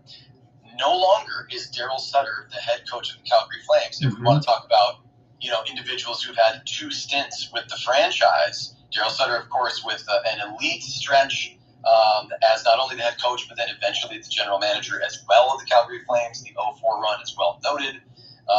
And he comes back late in his career and has some success. He wins a Jack Adams, for gosh sake, John. And then the very next year, it's almost like the curse of the Jack Adams. He is let go after an underwhelming season, which, of course, is Huberdeau's first, Weaver's first, Nelson Kadri's first. So a different look Flames team. So Conroy, the reason why I bring all that up is Conroy is a tether, for good and for bad, to that earlier era, 20 years ago, of Flames hockey. And that was a bright spot in the franchise's history that I and other fans still lean into, still think about, still discuss, and still have a little bit of heartache about. So close. Had a chance to win it at home in Calgary, up 3-2 in the series in Game 6. Ultimately ended up losing the final 2 games, of course, to Tampa Bay. And that is something that Conroy was there for. He knows that the team needs to move beyond those things. But just by the nature of who he is, John, he still is that rope, that thread back to the past. I hope. All I'm saying, I'm not saying that that's going to automatically be a negative. My last thought. I hope he will stand by his comments that he made in his press conference that he's going to be willing to play young players. Mm-hmm. The Flames system. I won't say it's chock full, but the Walker Doers of the world and John, those young players that we saw as the Flames tried to claw their way back to that playoff spot and ultimately could not this year. It's going to take that fresh blood, the young legs to become the Craig Conroys of the future that can play on that first line with Huberdeau and be paired with Weegar and bring the team to its top potential. That's my diatribe. There's my speech, my friend. I'll tell you what you think, or excuse me, I hope you'll tell me a little bit more about what you think. I think it's ultimately positive for Calgary, but Craig needs to stand by his word, and I think that'll be a great result if he can do that. I'm glad that you mentioned those comments because I had some comments. I watched the press conference, trying to prepare for some of the stuff when I was going to talk to you, and here were some ones that I picked out. So here's some direct quotes from Conroy. He said, "We will need to move the core a little bit. We need some youth in the lineup. It won't be seamless all the time, but we do need to move forward and understand that we have a salary cap. With the head coach and the GM, we need to be a team. We have to work together." We're definitely going to hit back to that point. That's probably speaking to the Sutter and Treliving relationship being at odds. Yes, no doubt. Make sure it's fun. Make sure players are happy to put the best foot forward day in and day out to go out there and win games. I want to make sure I take the leash off players like Huberdeau, Kadri, Lindholm. Be creative. I don't care if they turn the puck over, back check and play free. Some of the quotes for you. Yeah, that's a lot to chew on right there. But you know what? Conroy does make some really definitive statements there. I think he is listing players for a reason. Obviously there are contracts of extended length. Huberdeau's going to be around for a long time. Kadri around for a long time. Weegar as well. But Lindholm, to be listed specifically, we're talking about free agent status in the very near future for him. And these players with, kind of the shifting paradigm, right? The shifting regime in Calgary, they need to know that they are valued and that they are still considered the top of the top for the Flames. And that goes for Michael Backlund as well, even though he wasn't listed in those names that you just rattled off. But I think Michael Backlund, he felt slighted. He's the longest tenured Flame. Every time we cover a game, John, what did I always say? Michael Backlund, the longest tenured Flame. But you know what? When you have given so much, literally, of your life to one employer, it's his job to play for the Calgary Flames, and he takes it very seriously. I think to have not named a captain was a little confusing for some of the players, especially for the veterans like Backlund. I think you're going to see that change very soon. And then you made the best point in your first quote that you listed. And I talked about Daryl Sutter. And listen, I respect him so much for what he's done with the franchise. It does seem like his style may not be – listen, it may not be wrong, quote-unquote, I'm doing air quotes. It might not be wrong, and who am I to say, listen, I'm not an NHL coach, and there may be another franchise that brings him in and reaps the benefits. But for the Flames specifically, it just wasn't working. I think it's a big reason why you saw Treliving move on, and I felt a little pang in my heart. There's part of me that still wishes Treliving were around with Calgary. He made a lot of great decisions, Yes. some solid drafts, did the best, the very, very best he could. Stats and production from this past season aside, he did the very, very best he could. I think all Flames fans who are even the slightest bit intelligent about the direction of the franchise respect what he did and or what he attempted to do. But he had to move on, and I think that was in large part because of Daryl Sutter is larger than life, and he's larger than life in Calgary specifically because of what he did 20 years ago. And it was that Craig is hinting at that, I believe. It's time to move forward. It's time for a GM to be able to have an open line of dialogue and work as a duo with a coach, as opposed to feeling potentially sidelined by a coach who has that kind of big personality, gruff personality, doesn't want to communicate, wants to get his way. Those are things that can lead to success, but when they don't, boy, can you fall off the cliff quickly, and that is what happened to Calgary in this past regular season. And I'm not making a joke of this, but I think about a situation with my old job, or even something like the classic movie Office Space. Let's say you do your job very well, but you still have 5 or 6 different bosses that report to you, and they ask you the same questions when you've already taken care of it. I can't imagine when your players like that, they're only a couple games away from just getting into the postseason. That turmoil hung over from them, not even just this season for 82 games. We don't even know how much longer that was all dealing with. And when you have a GM and a coach that can't stay on the same page, I don't even know how Brad Treliving was able to even do his damn job. I'll just be honest with you. Yeah, and we may not ever know the details until Treliving writes a memoir or Conroy does, or who knows. But, maybe when careers are over, we might get some more insight. But it sure seems like the writing is on the wall. And I respect Craig Conroy. I know that the media in Calgary really greatly respected Brad Treliving. He was willing to communicate. I'm not sure how much Daryl Sutter loved that. Daryl Sutter not known for being forthcoming when it comes to details about his players' strategies or his team in general. That's understandable, but the GM has to walk that line, right? The GM is not the head coach. The general manager does have a responsibility, not only to the players, but to the media and the fans as well, to give folks a little bit of an idea. Hey, here's where we're headed and why. Hey, we're running into these problems, X, Y, Z. Here's what I'm going to do with our players and our coaches to try to remedy those problems. I didn't get a lot of that, John. I didn't get a lot of those kinds of, and I'm not even expecting great detail, just even a sense of where the Flames were headed. All right, they made the big trades in the previous offseason. Okay, you heard the splash, but then I want to know what way is the water flowing now? Which direction is the current running? It was tough to tell. I don't think the Flames players ever got a good sense of that either, which showed in their play on the ice. And hopefully, I'm literally crossing my fingers right now. Hopefully, Craig Conroy is going to stick to his statements and be willing to tell us about the direction that the Flames are headed and why. And they have all the pieces, John. Of course, some of those pieces are going to change. I would expect them to be back in a playoff spot this coming year. And if it's not going to happen, then a year from now, John, in the beginning of June, maybe you and I are talking about that team not necessarily going through a full blow-up, but you might see that core really be traded out for something new. So when we get into our second intermission, I'll talk about some of those other pieces that Cooper just handed to on that end. So I think we will be able to get through this whole entire discussion, but I wanted to make sure we gave it enough appropriated time. The only other quote that I wanted to get to before we actually get into the second period puck drop was something else that was asked by one of the beat reporters, but it was unnamed. But Conroy did mention this, something like, Johnny Gaudreau, I don't want that happening again. I thought he was going to sign with us. It didn't end up working out that way. I wasn't happy with the way that it worked out. I don't think the fans were either, but I'm not going to allow that to happen again. He did make mention of it. And he did mention that some other players were talking about the situation in the Saddle Dome, that they want to have a new arena to try to go ahead and attract new players, attract the market in Calgary and Toronto, all those other spots like that where players, we've known about it, sometimes they don't want to play yet. So maybe trying to change some of that will help. But this is what we have right now of the Settle Dome. This is what we got to deal with. That's what Conroy was mentioning. Yeah, and you know what? That it actually takes me back to Conroy's time as a player and who he played with.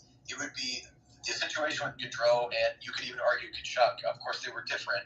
The nuances there were a little different. How they exited the Flames franchise.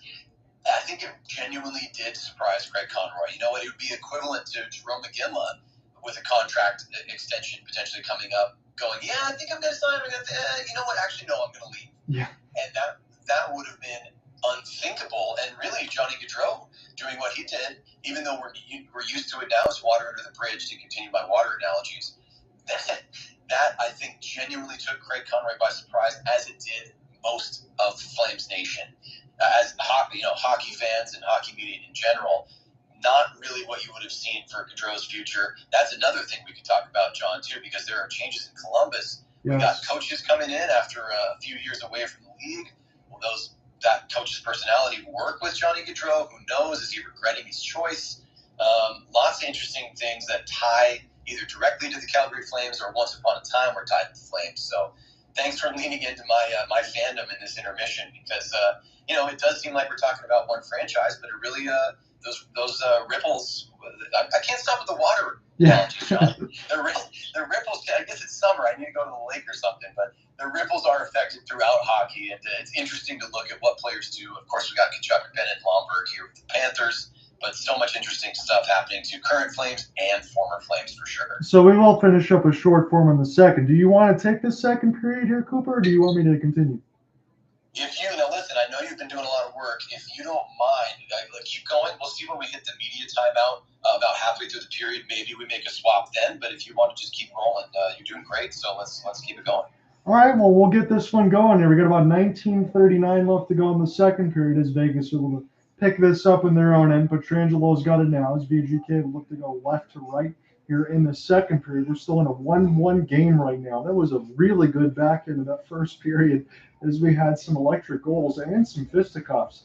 As this is sent back around now, picked up by Forsling and Cousins. Cousins has it as he gets across the emblazoned Golden Knight logo. Sam Bennett off the drop. Montour extra pass. Oh, this goes across the blue line, but it's not in. And Florida tries to get this now, but they can't hold the zone with Forsling. How did that one not go? Forsling's got it. Now to the right side dot. Florida was almost making trouble for the Golden Knights right at the entry of this period, as this is just kept in by Martinez. He'll take a shuffle pass back to Barbashev, and now it's Jack Eichel. Nice little sauce pass, and what a skate ahead by Barbashev, but he's by himself. Off the backhand, still keep it alive. Centered out the middle of the slot. Working off the backhand was Bobrovsky. Saw it on the way and held on.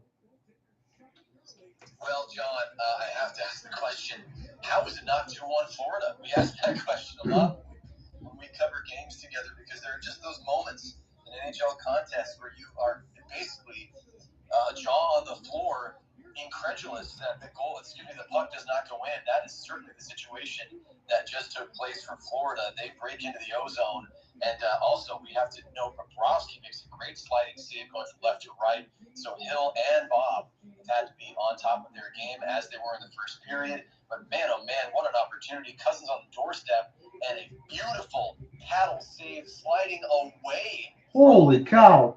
Hill makes the stop of potentially his playoff career. What an amazing highlight reel paddle save. I'm glad that you referenced that, because I just called it. I didn't get a chance to see that live. Here's Stevenson now. He stopped that with a paddle of the stick in full stretch. Yeah, incredible stuff. I mean, that's going to be on the highlight reels for the Vegas Golden Knights and the hype videos on Instagram for years to come. That was an absolute stunner. Beautiful save. There was a couple of good saves even from the Dallas series on that end as Reinhart gets his bid stop. Here again, I get a chance to get a live look at him. I mean, he's in full stretch, going the absolute wrong way against the green, and keeps the puck out. Hayden Hill, ladies and gentlemen, and Sergei Bobrovsky, ladies and gentlemen. This was the matchup. We knew knew they could take care of business. And man, oh man, Bobrovsky had that glove save the first. Hill, I would say, has topped him with the save of the game so far. I'm getting another look at it. Cousins was skating away as if he were about to start celebrating, John. He started skating away from the shot. He wasn't even expecting a rebound, and I cannot believe it as I see the overhead view now. That one, listen, I know SportsCenter is not the cultural touchstone that it used to be. That's got to be at or near number one tonight. Absolutely. If it's not, I think something's criminally wrong. I mean, come on, you don't have many other sports going on right now unless you want to talk about some of the golf tournaments. Because right now we have the Stanley Cup Finals Game 1. Cooper Hopkins with me between the play-by-play and the colors side. Might be switching off. Alec Nava, thank you for joining us and listening in on that, my friend. It is a defensive zone draw. This one's won by VGK and the Mustard Gold. Again, I don't like their jerseys as much now as I did from the inaugural part of the season, but still Vegas, it's a very testament to everything else they got going on. It's very unique. As this is sent back around near the right side dot, sticks continue to fly, and now Lumberg and Lindell. They got the only points of the game right now for Florida as they'll chip and chase this puck. Near the right side dot, it gets recollected. Here's a shovel pass. There could be a partial break from Audio. And a good back check there by Florida, but Michael still got this, and off the forehand, this will flip this back around. Nick Waugh settle it down in the middle of the slot. It goes off Petrangelo's skate, former St. Louis Blues captain, Stanley Cup winner. That's why he brought in all that experience there for Vegas, because they made it in 2018 when they lost the 5 games with Alex Ovechkin. But you got to feel like this could be the last best opportunity for Vegas, and what I mean by that, having that depth and be stacked all the way across, who knows? As this is a backhanded pass, and this one is a little bit wide. Bobrovsky didn't have to make the save, but I see Mahura being a little bit upset as we get a stoppage, and I'm not sure if they're going to call anything here, but Mahura was a little upset. Is this one out of play? Yeah, John, I'm glad that you mentioned some of these things about, we don't want to get too far into the future. Obviously, we're just dropped the puck in the Stanley Cup final, but boy, do we have some interesting things to talk about when it comes to the future of the Knights franchise. We just talked so much about the Flames, but you did a great job in your remarks in your preview show to discuss exactly what it could mean here if the Vegas Golden Knights can't finish the deal. They have some veteran leadership, but we want to talk about things potentially changing in Calgary. Things could potentially be changing in Vegas, really regardless of their success this year. This is probably the peak of the mountain for them in terms of preparedness, veteran leadership, contract situations. But you know what? They're going to get a chance right here to take a lead, as we do have a penalty against the Panthers. I think we're getting a late trip, so it will be another man advantage for the Golden Knights.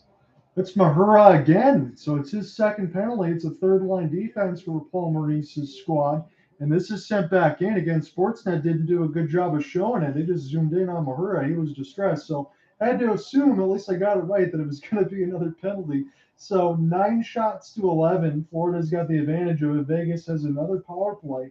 And they were pretty good on their last one. They conceded a short hand on the first one. There's a backhand. This will be recollected by the captaincy and Mark Stone. Put this across the blue line. Here's a cheeky little chip pass near the right side dot. Recollecting now the right side red line. Carlson in behind the cage. He's got about 10. And Marceau has that now as Carlson has it. Here's a slap shot. Good save by Bobrovsky in the living of the catching glove. Yeah, so this is going to be the flip, John, of what I was saying when we were at the end of the first period, and the Golden Knights, of course, get that goal, the goal which tied this game at 1. So by the flip, I'm just saying that the Panthers now have a big opportunity. Get the kill, get some confidence back on special teams, and then get right back to work at 5-on-5. Yeah, they need to do so right now, because I understand it's just one player. It happens sometimes, but for Josh Mahura, you continue to get those penalties. Paul Maurice, even he has to know there. Even though there's 6 defensemen, you might start taking some ice time away, because you can't afford to keep giving Vegas opportunities, especially when Florida had such a strong start. So it's a defensive zone face-off win. It's a loss. Vegas has it now. It's Riley Smith. Good blocker save there by Bobrovsky. And this is put across the 5-hole and shoveled out by Florida. Aiden Hill will touch the puck. Hasn't had to do so since that fantabulous against the grain save. Again, I kind of made up a word because it was so good. as Petrangelo will put this one down deep and across the red line and recollected now for Nick Waugh. And off the backhand, stutter step through 3 Panthers and walking right in. Settle it back in the middle of the slot was Petrangelo. He'll go D-to-D, get it back. Here comes the slap shot. This goes off the left side wall.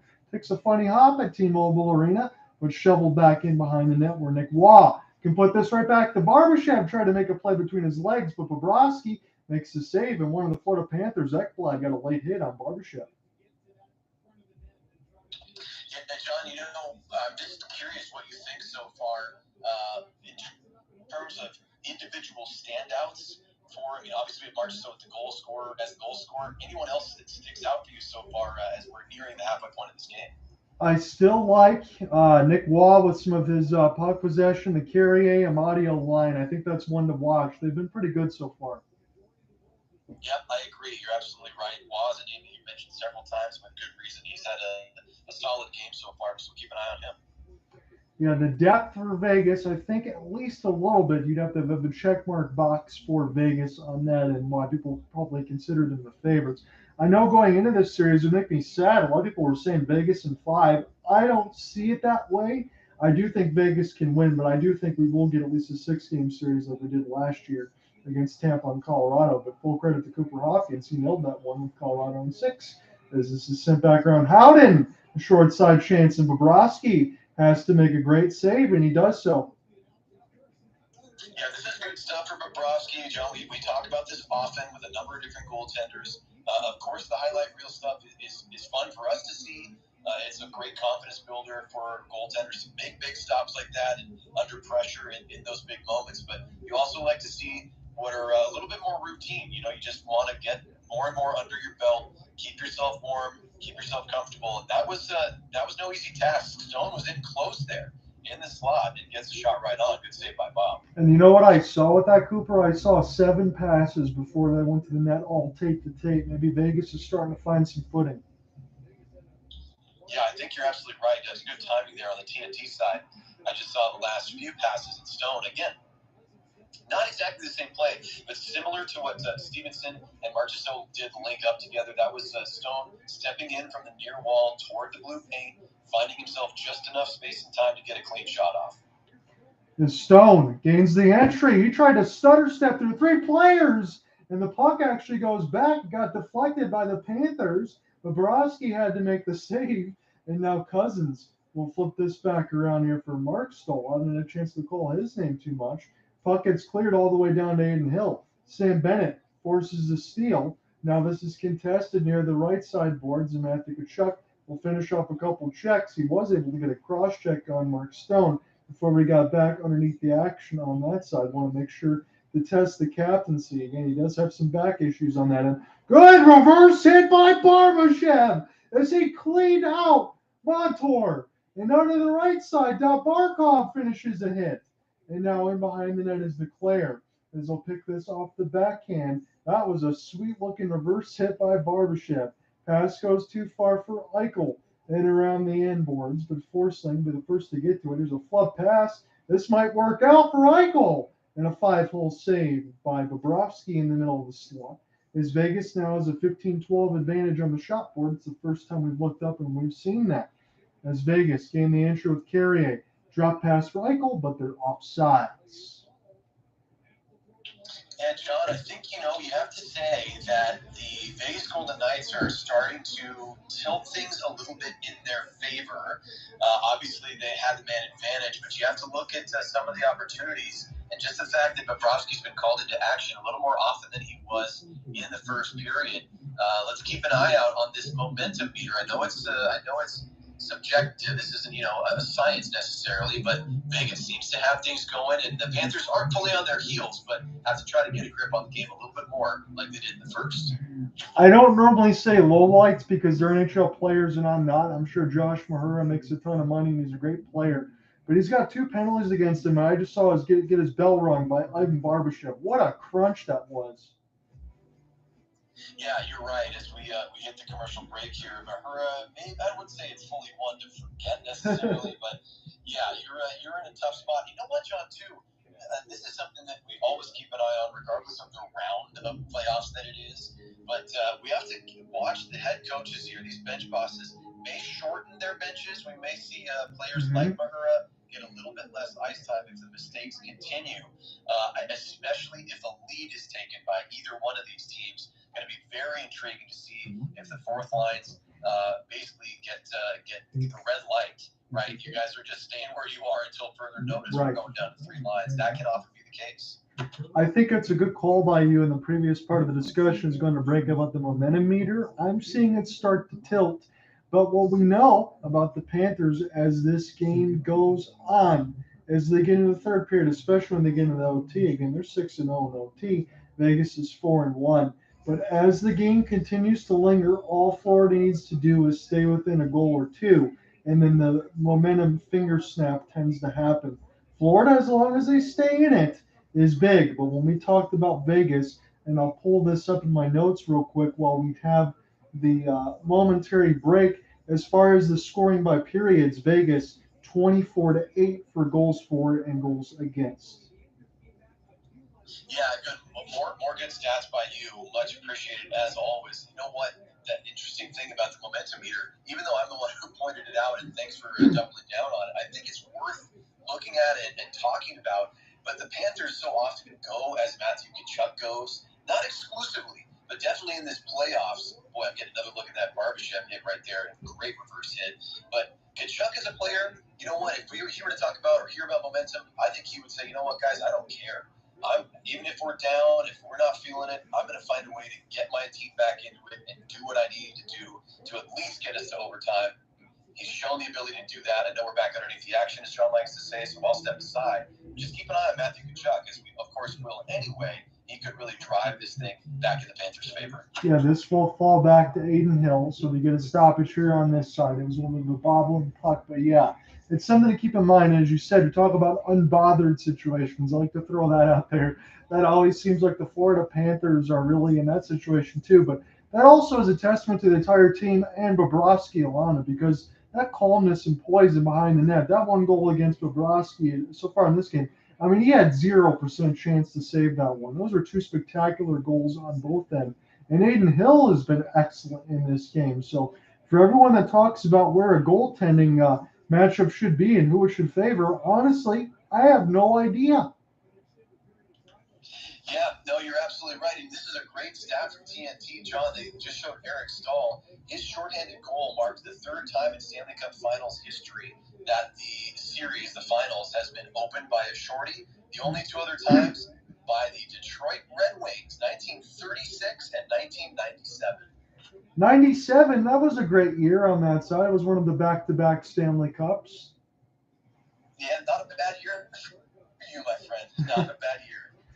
As this is back underneath the action now, and this is won by Vegas, and they will backhand this one down here for Montour as he makes a pass and across the blue line now. Anthony Duclair, a little bit of a toe drag, able to gain the entry down to the right side down. Here's a sauce for Barkov and a short side chance saved by Aiden Hill. Falling down at the blue line was one of the Florida Panthers, but now a race back for the puck is Aaron Ekblad. He stopped Barbashev for having pretty much a breakaway. As this is recollected now, and I hope that wasn't Mahura, as this is picked up now for Marchessault. He's trying to locate this thing. Excellent work to keep this alive near the right side blue line. Here's a drop pass. This goes off the outside of the cage. Jack Eichel will just poke check this thing ahead. Again, Eichel's name hasn't been all over the sheet right now as far as some of these chances. I think that's very good for Florida because you talk about Tkachuk a lot. If you don't talk about Eichel on that end, you're doing yourself a disservice as we get offsides. Yeah, I mean, obviously, those are names that we cannot forget, nor will we. But and I'm not just saying this because of the reverse hit a little while ago, but I'm seeing Barbashev much more now. He's been more noticeable in this period, and he's always around it, really fighting for the puck. And again, this is a phrase we use a ton, John, but it certainly applies when we're talking about two teams battling for Lord Stanley's Cup. These teams, and some of these individuals, I like Barkov in particular and Barbashev on the other side, really moving their feet, getting themselves to the puck, in and out of puck battles with possession, and trying to set up teammates. It's been impressive. Bobrovsky gets the puck to go all the way back to him, Florida is going to get an opportunity to get in the offensive zone. Bennett's chance goes way wide and out of play as this gets a stoppage with 10:37.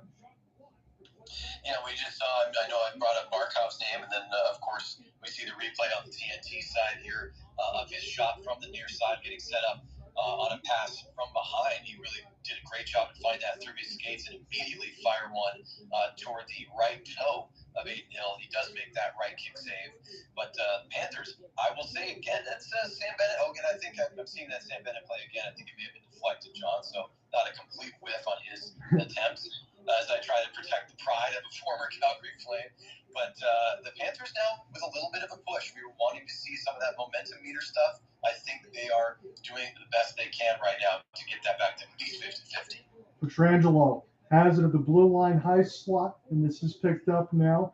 Keegan Kolesar. I haven't seen a lot of the fourth line for Bruce Cassidy's squad, but they're really good alongside with Amadio and Kolesar, and a great little chip goal against the Dallas Stars. And now walking in, drag shot. This one gets partially blocked. That was Reinhart. This is picked up near the left side red line. Combination play, Bennett! And a couple of saves for Aiden Hill. Sam Bennett, John. Sam Bennett. He has been around it since the first face-off. Remember, he drove that puck down low and created an opportunity, the first of the game. I don't think it resulted in an official shot. But number 9 in white, he is driving the net right there, gets himself into a good spot, and creates a chance for the Panthers. Keep an eye on Bennett.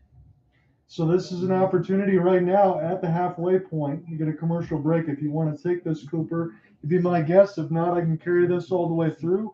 I'm hoping, at least, I know it's been a while since we worked together, but this kind of feels like an OT type of game so far. So as it stands, it's 1-1, and I will just go ahead and give you a little bit of reset as we're in the middle of commercial break. I think Cooper is back with us now, so we're good. Yes, indeed. John, I'm good for at least one technical flaw for broadcast now. That's pretty much standard for me. So it's tapping that phone screen, trying to unmute myself, and you feel like you have. Sometimes you haven't, and you learn the hard way. What John Ott has to cover for you. Luckily, he's the best in the biz, folks. So a tip of the cap. I give tips of the caps usually to players. You get one for covered by you-know-what right there while I was on mute. So I will cover what I was saying while on mute, which is, you know what? Let's swap it over. I might go ahead and take the play-by-play here as we continue through our second period.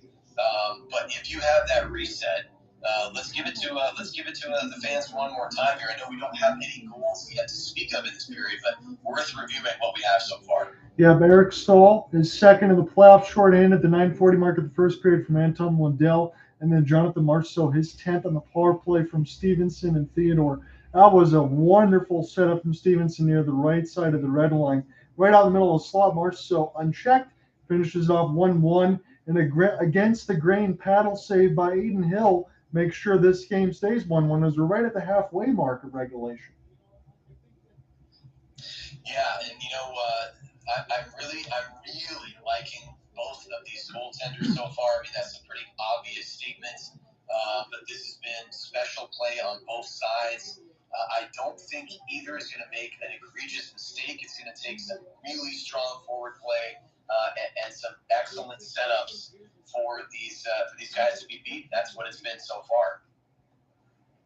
Absolutely. Take this, my friend. It's going to be a lot of fun. Yeah, you got it. So now you're going to have to do the thing that you do so often, John, where you are patient with me because I think I'm about 8, I'm not sure why, but I'm about 8 or 9 seconds behind you on the feed. So you're in the future, I'm in the present, and presently we are inside 10 minutes to play here in the second period, game 1 of the 2023 Stanley Cup Final. John Ott now taking the analysis role as my name is Cooper Hopkins, jumping in to the play-by-play seat, at least for the time being. This is coming to you from T-Mobile Arena in Las Vegas, where we have a 1-1 tie, and the Vegas Golden Knights right now in this game, taking on the visiting Florida Panthers coming out of the East. Of course, Vegas Golden Knights, Pacific Division winners in the West, and now 9:20 on the clock. So, John, you can look at your clock on the Sportsnet feed and just see just how far ahead you are of me. But things even across the board, though. 1-1 again, as we just mentioned in the score. And on the shot board, it is 15-15 Knights Panthers. The shot from the slot, and John, I get the call, and it goes in instantly. You got nothing in your 10 minutes in this second period, and Bobrovsky is beaten by Theodore from up top between the circles. I think it may have bounced off a leg, but let's take a look at the replay. You may be seeing it already, but Theodore makes it 2-1 for the home team. That got blocked by Anthony Duclair, who was still very slow in the players' bench. I think that's what caught Bobrovsky by disguise in there, because Theodore walks in the middle of the blue line, finishes and snipes after the block shot by Duclair. That's tough against the Panthers, but I'm taking another look. Howden trying to provide a screen to obstruct Bobrovsky's vision. The screen was good as well, and that's why Vegas scored. Wow, what a time for Shea Theodore's first goal of the postseason. A massive moment right here as, again, inside 9 minutes to play now in the second period. It's now 2-1 Golden Knights. Boy, I was just doing my setup for the play-by-play, and seconds later, Bobrovsky is beaten by a shot from, I would say, about 8 or 10 feet inside the blue line. Theodore steps into a soft spot right there. I thought it may have bounced off Mahura, but some of the Florida Panthers defenders were lined up essentially like a stacked screen, John, and that snapshot goes over the glove of Bobrovsky, who may or may not have had a clean look at that thing. From my angle, it looks like he did not have the best look at that shot from distance. So either way, on their 16th shot of the night, Vegas takes a 2-1 advantage at home. It's a big one here in Game 1. Now the puck bounces off the near boards. It's going to be touched along by the Golden Knights right there. Ekblad fighting for it for the Panthers in the far corner, but it's taken by the Vegas Golden Knights. Puck bounces into the trapezoid. Bobrovsky has his paddle down, looking for his defenders to try to take that away. They can't, but Bobrovsky can get a stoppage after Haig fires one from the blue line into the trapper. Another stop for Bob. 8:26 to play in the second. So a couple notes. Thank you to Sportsnet. 9-1 in one-goal games for the Florida Panthers. First time they've been trailing in 185 minutes. Well, that is absolutely stunning. I can't believe that, but it also speaks to the ability of Florida to just take strangleholds on games early on. And John, we talked about how important the first period was going to be for both of these teams. Well, there was nothing in it. They had that thing tied at 1-1, but Vegas getting a ton of credit. They had it late in the period where they needed a goal. They got one on the power play. Now they get the currently only goal of the second, where the Vegas Golden Knights now lead thanks to Shea Theodore by a score of 2-1. So the puck near the penalty boxes yet again. It's going to be slapped along where it's chased down by Sam Bennett. And he throws a check right there. Puck loose in front. Aiden Hill was starting to come out of the crease, John. That one will be taken by the Knights as they skated through the neutral zone. And the assists now, they're coming a little late, but the McNabb and Howden with the assist to Shea Theodore's goal, again, his first of the postseason. So the Knights now have possession, going to take it to the far corner. There's a nice reverse hit by Matthew Tkachuk. He's going to get that turnover, and here come the Panthers the other way. Partial 3-on-2. They gain the blue line, but that is left there at the blue line and eventually backhanded away by Vegas. Bobrovsky comes out of his crease, going to try to backhand it along. Now, there's what I thought was going to be a partial break. There's a shot right on. It actually handcuffs Theodore. Excuse me, not Theodore, but that handcuffs Aiden Hill.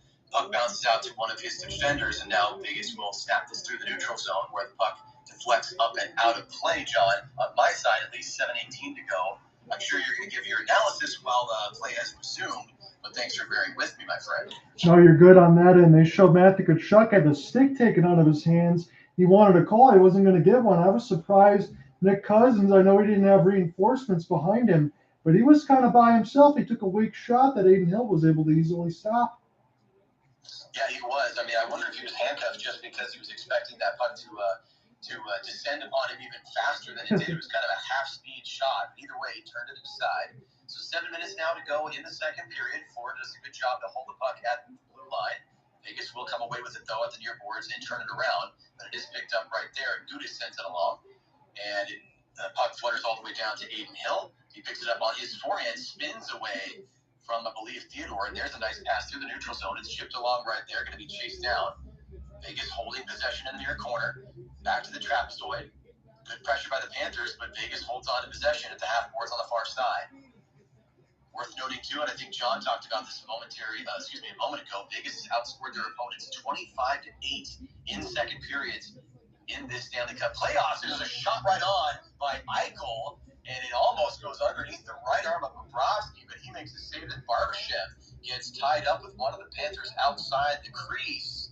And John, another good chance for Vegas right there. And we see the chirping being turned up again by a few volume notches. And who was the first player that they went after? Was Radko Gudas against Ivan Barbashev. Probably trying to send a message because Barbashev's been dominant in this game one.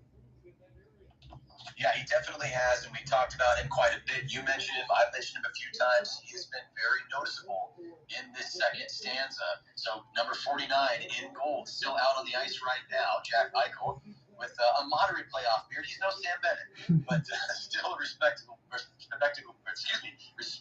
beard. He gets waved out of the face-off circle, so no respect for him on the dot from the Zebras. And now Barbashev will take this face-off. Worth noting that the Knights have a solid advantage so far in face-off wins. It's a broken stick for Barbashev. He has to go right back to the bench, so it's going to be a small disadvantage here for the Knights. But no danger so far, although the Panthers do take over in their O-zone in the far corner. That was Duclair there. Now the puck scoots past him. It's going to be picked up in the blue line, look to be chipped forward right there, but it's held by the Knights. They will take over possession with 6 minutes to go here in the second period. Marchessault right there, chips along. Marchessault, along with Carlson and a small handful of other Knights. He's been around since the beginning. Nice job right there by the Panthers to step in at the blue line, but the Golden Knights take over possession after separating them from the puck. That was Reinhart with a nice move. He goes left to right with some stick handling, and the puck is floated all the way back down to Forsling. Panthers take over right here at the far boards. The Knights run a partial change. Now here comes forward on. There's a 98-mile-per-hour slap shot. It looked easy, did Aiden Hill, with that save right there as he tosses the puck aside, and this game stays 2-1. And they just showed Owen Wilson on the Sportsnet side, apparently a Vegas Golden Knights fan who likes what he sees. Montour, that was easily brushed aside. I can't imagine how good that feels to walk into a slap shot and shoot it at 100 miles an hour. Boy, these guys are excellent. Yeah, you know what Owen Wilson said when he saw Aiden Hill make that save right there? He just said, wow. He must have stood up and said it to his section. It's Owen Wilson. That's all he's good for. So good to see that the Stars are out in Vegas tonight. And you know what, John, not to give myself a segue, but the Panthers truly need their stars at this point. I won't say that at all that Matthew Tkachuk has been invisible. That would be far too strong a statement. He has definitely impacted this game. But I think, and I don't want to put all the pressure on one player, and just because he's Matthew Tkachuk, and just because he's a former Flame, and just because we have high expectations, but he has been relied upon more often than not. He loves to take the game into his own hands and make a massive impact. And guess what? That's what's going to have to happen. I'm not saying it's going to come from number 19, John, but he's the guy who can make a difference at any point. And I don't recall, it's been a while, I'll say, since he has had a really great scoring chance in this game. I know it's the smart aleck comment of the century here, but maybe, Cooper, it's just not time enough. It's not the third period or OT yet. You know, you have a point. You mentioned that before, and we'll have to see. Maybe he's going to turn things up a little bit when the clock starts to wind down. So, you know, second period, that's a little too cushy. Too much time left on the clock. Let's make it interesting. Let's make it dramatic. It is the Stanley Cup Finals after all, so I think you might have made a good point there, John. This does seem right now like a typical Florida Panthers game that they're staying in it. The shots are low, but when it gets to the point where they can get to make a play, I think they'll do so. But Vegas, they've had a good second period, as we talked about. Yeah, they definitely have. And as we finished the first period, I felt that the Panthers had the better period in general. I think it's been pretty clear, obviously with the goal, of course, but for a lot of other reasons as well. Vegas has had the stronger second period.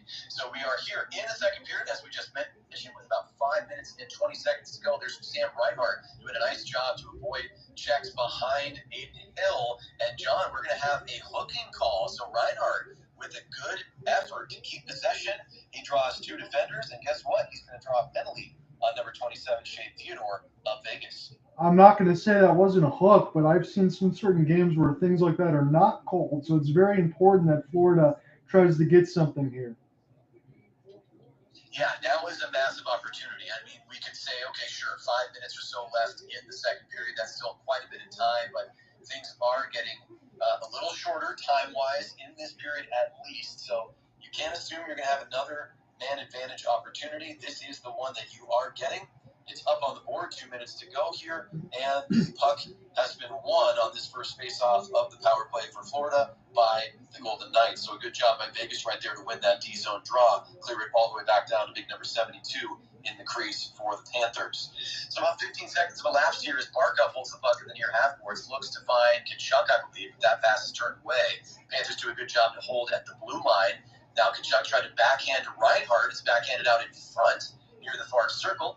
And one more backhand, John, is a Golden Knights backhand that floats this puck down to Bobrovsky.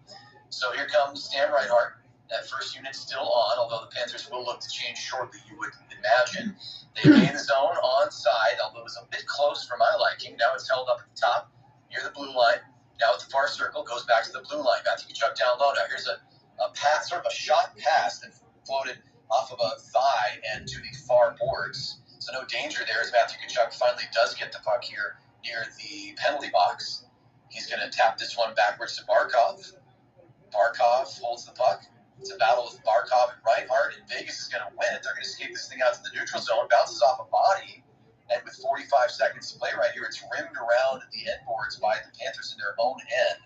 Vegas goes for a partial change. That first unit, John, staying out here for the entirety, at least thus far, the 35 seconds to play, the entirety of this power play. Vegas doing a great job. Boy, really no scoring opportunities. The fans showing their appreciation, putting their hands together for this penalty-killing effort. Panthers cannot get anything going as they absolutely need to. And they're down 2-1. Now, there could have been a trip right there, but it looks like one of the Panthers blew a tire, so no call. The Panthers do hold the puck at the blue line. Now a chance from the near side face-off, Don, and Aiden Hill gets stick taps after robbing Florida. 12 seconds to play in the man advantage. That's the biggest save in the last several minutes for the Golden Knights goaltender. Yes, it was, and I want to just headline something there. Sasha Barkov had to try to dump that puck in because what did Vegas do on that kill?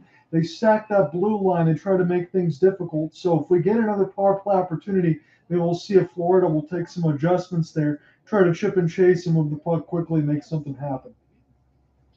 Yeah, good observation by you, John, and perfect timing on your comments as we get the puck dropped right there. 7 seconds to play on the man advantage. Panthers try to hold the zone. They cannot do so as the puck had bounced off a body. Now it's held, and the Knights come in onside. Boy, 4 defenders back for Vegas, but Vegas did a great job on the forecheck.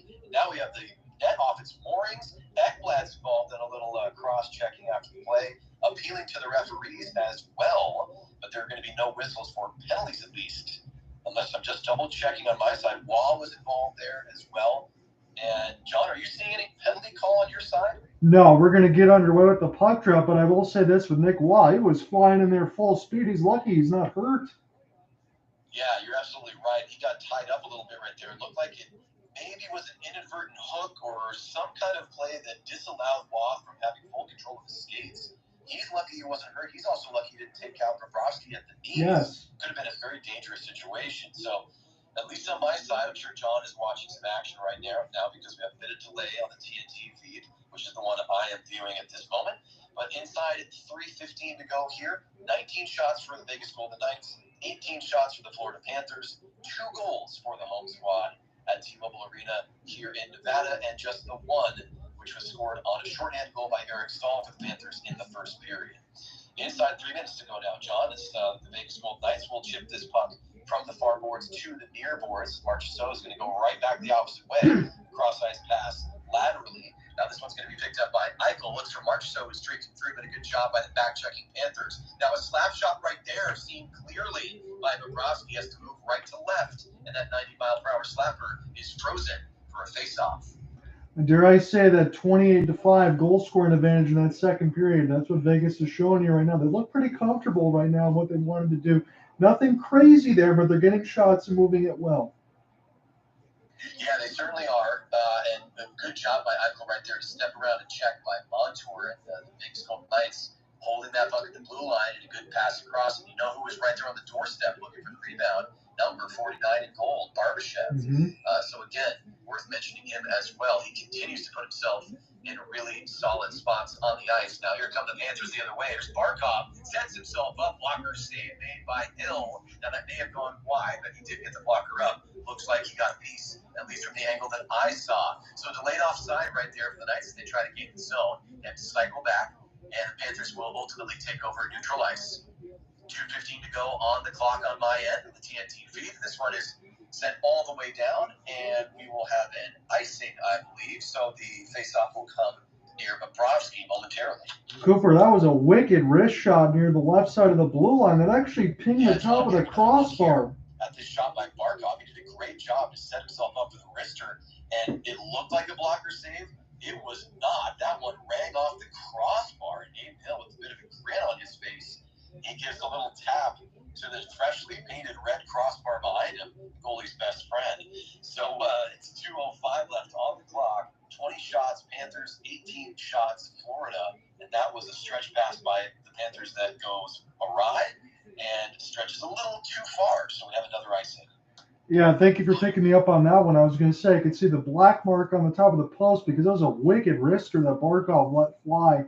And I think he's definitely had a good game for Florida, all things considered, even with the scoreline. Yeah, I agree as well.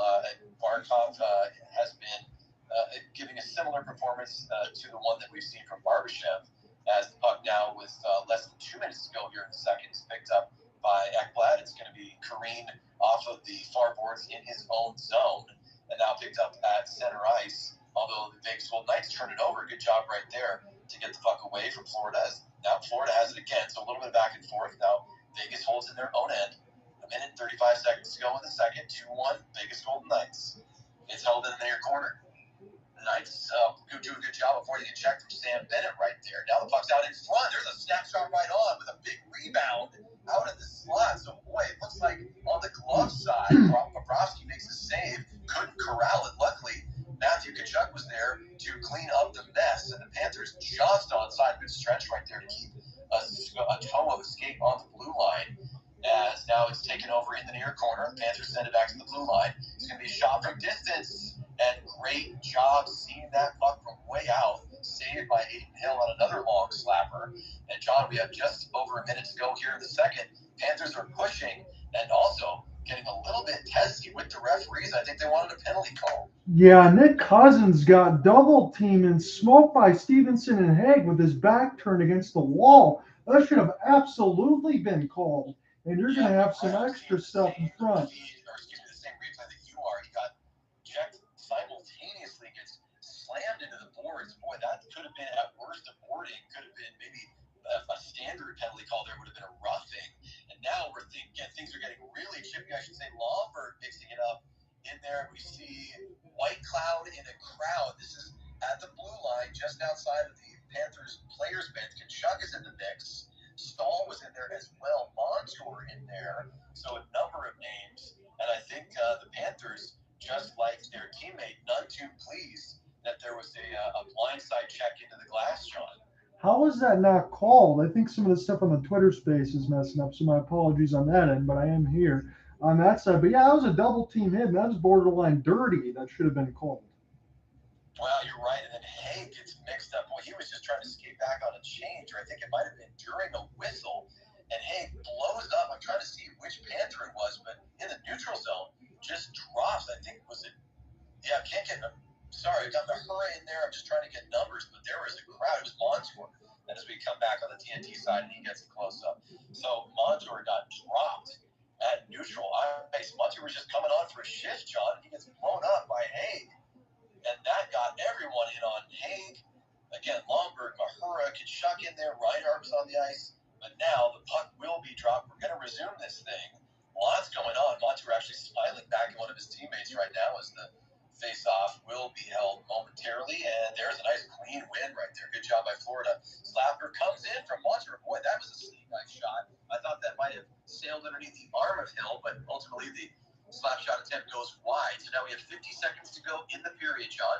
2-1 is still the scoreline. A nice snapshot right there from Lomberg. Lomberg just puts it on. It actually went underneath the glove of Hill, and that been a little bit of a tighter angle. We might have a tie game right here. So Brian Lomberg, his job just taking a shot. And boy, speaking of taking shots, He took what looked like an elbow to me. Things are definitely getting chippy. Now, Lomberg with a centering pass. Good look right there, but it bounced off of the stick.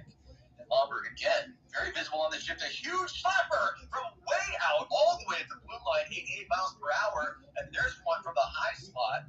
Panthers really peppering Aiden Hill right now. Going to take a snapshot from the far side. That was Montour. Now, Montour has another grin on his face. John, as he thought he might have scored right there. Panthers with a great push on that shift. Yeah, Montour rang the bar. Oh my gosh, I'm getting the slow-mo replay. So he was full slap shot wind-up when we see the torque on that stick. And he absolutely did. He rings the post on the blocker side. That's the near post side. Alec Martinez actually stuck a leg out, and as a result, it deflects off his hockey pants. The Panthers had some hands up at the bench. They thought they scored, John. So 12 seconds to go here in this second period. And Brandon Montour, his first 8 games in the playoffs, 6 goals and 3 assists. Last 8 games, boy, nothing to show on the score sheet. He was so close right there to getting a massive tying goal late in this second period. So the puck will be dropped here. Referee holding, and finally puts it down the ice. And this one's in, John! This one is in courtesy of Anthony Duclair. Bang, bang, play. It was on the ice and in the back of the net in the blink of an eye. I can't believe you held back somehow. You're a true professional, John Odd. And Anthony Duclair is as well as he fires it home through traffic. I think that's off a shin pad as well. They have gone off White Cloud to make it 2-2. Talk about some crossbars and some chances all the way across and some heavy hits. And when you know it, Anthony Duclair, what a goal. Right off the draw, you stick with it if you're Florida, and guess what? You've tied the game again. This is a brilliant contest so far. Yes, it is. And boy, we get a shot of Sunrise, Florida, FLA Live Arena, and the crowd was so loud there, so they're having their watch party completely sold out. Some of the kids there had to cover their ears. The cheers were so cacophonous. But with his 4th goal of the postseason, Anthony Duclair ties this game with literally seconds to go in the middle frame, John. He goes down to and he celebrates, screams, "Let's go" to his bench. And this is a different game. It is a fantastic game. All to play for in the third period. Yeah, it's going to be a lot of fun. And again, my apologies if anything's going on the Twitter Spaces. I'm sticking with it. It's just randomly shutting off my microphone. So it's a good opportunity that Cooper Hopkins took this play-by-play, because otherwise everything would fall apart. Well, you know what? Sometimes you have to pick me up with the technical difficulties, and this time it was my turn. So, that's what friends do, John. That's what we do. But what an exciting period at Vegas. It was, boy, almost the mirror of the first period. You'd say first period, generally speaking, you might have an argument, but I think a lot of folks would agree. Panthers with the better performance overall in the first period, although Vegas really grabs a hold of things, starts to pull the momentum rope in their favor in that tug of war toward the final portion of the first. They get that power play goal late. We'll flip it over. Vegas, the better performance overall in the second period. And you want to talk about a late goal. After the Panthers ring the bar, Montour from distance goes deflection, bar, and back out. This time it goes face-off win. Duclair, puck on his stick, fires, shin pad, 5-hole, tie game. Yeah, and absolutely. We're going to talk about some of those other hits like that. That was Nick Cousins that got boarded by Haig and Stevenson on that side. I'm surprised that wasn't called, but we'll go back and look at it and say, honestly, Florida was able to stick with it. They found a way, because that could have been something that went ugly, but Florida turned it into a good thing as they tied this game at 2 at the end of 2. Yeah, and John, I just want to say that what better type of game for us to get back on the horse, and ride, start this ride through the Stanley Cup Finals. We had such a great time last year covering what ultimately became a victory for the Colorado Avalanche. Of course, they were undone as defending champions by the now eliminated Seattle Kraken. But what great time we had making some calls earlier in this playoff year. But man, oh man, if this is what we're looking at for a Stanley Cup final, we are in for something special. Wouldn't you say? Absolutely. Again, this kind of tells you this is typical of Florida Panthers hockey, is it not? And again, it doesn't matter who their opponent is. They just look to play their game, and no matter what happens, they continue to do so. I'm enjoying this, and now I think we may have overtime. I know there's another period left to go, but man, just keep giving me the intrigue. I can't get enough of it. So, first of all, yes, absolutely. And second of all, again, I keep referencing your great preview show, but it was so comprehensive there. You just gave us a lot to talk about and little tidbits to sink our teeth into. So one thing I want to ask you about is the old cardiac cats, the Florida Panthers of several seasons ago. Are you seeing shades? Now, listen, I know some of the roster is the same, so it's an easy yes, but I know you'll have some thoughts about this. This obviously isn't the same type of team in the sense that they aren't relying on, last second desperation efforts to win. Now, ironically, they are relying on last second and overtime wins, courtesy, most of them, courtesy of Matthew Tkachuk, at really important times. Is there a piece of the heart of this Florida Panthers team that's still the cardiac cats, or are you saying no, that's a different era, this is a different team, they're just finding ways to win in those pressure moments? They are finding ways to win in the pressure moments, but I think it's completely unfair to say that this team isn't even as good as the last team. I know what the points will tell you, but look, they don't have to go from 3 or 4 goals down to go ahead and win a game on that end. They're just finding a way to stay in it. They're not having to have massive comebacks, but they're still clutch in that cardiac way. And I think this team is even more better and more clutch than what we had last year when they won the President's Trophy, in my opinion. They've just been really good. They've been really good all the way across the board. And again, my apologies on the Twitter space. I'm just going to have to deal with it if this goes in and out. But we're not leaving our coverage. But yeah, I would say that this team is better than last year's. I think Cooper's having some of the same issue that I was having on that side. And I know that's why Alec is jumping in and out on this side. So Elon Musk is trying to ruin our broadcast, but at least for the YouTube side, we're good. And for the recorder side, we're good. We can always flip this again, or you know what I could do on that side is call you on the cell phone, and that way that would work out too.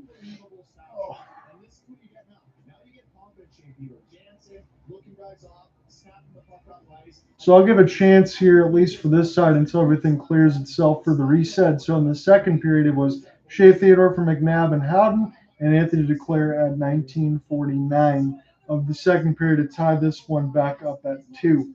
I'm going to go ahead and cancel this recorder for a moment, but I will send Cooper a message.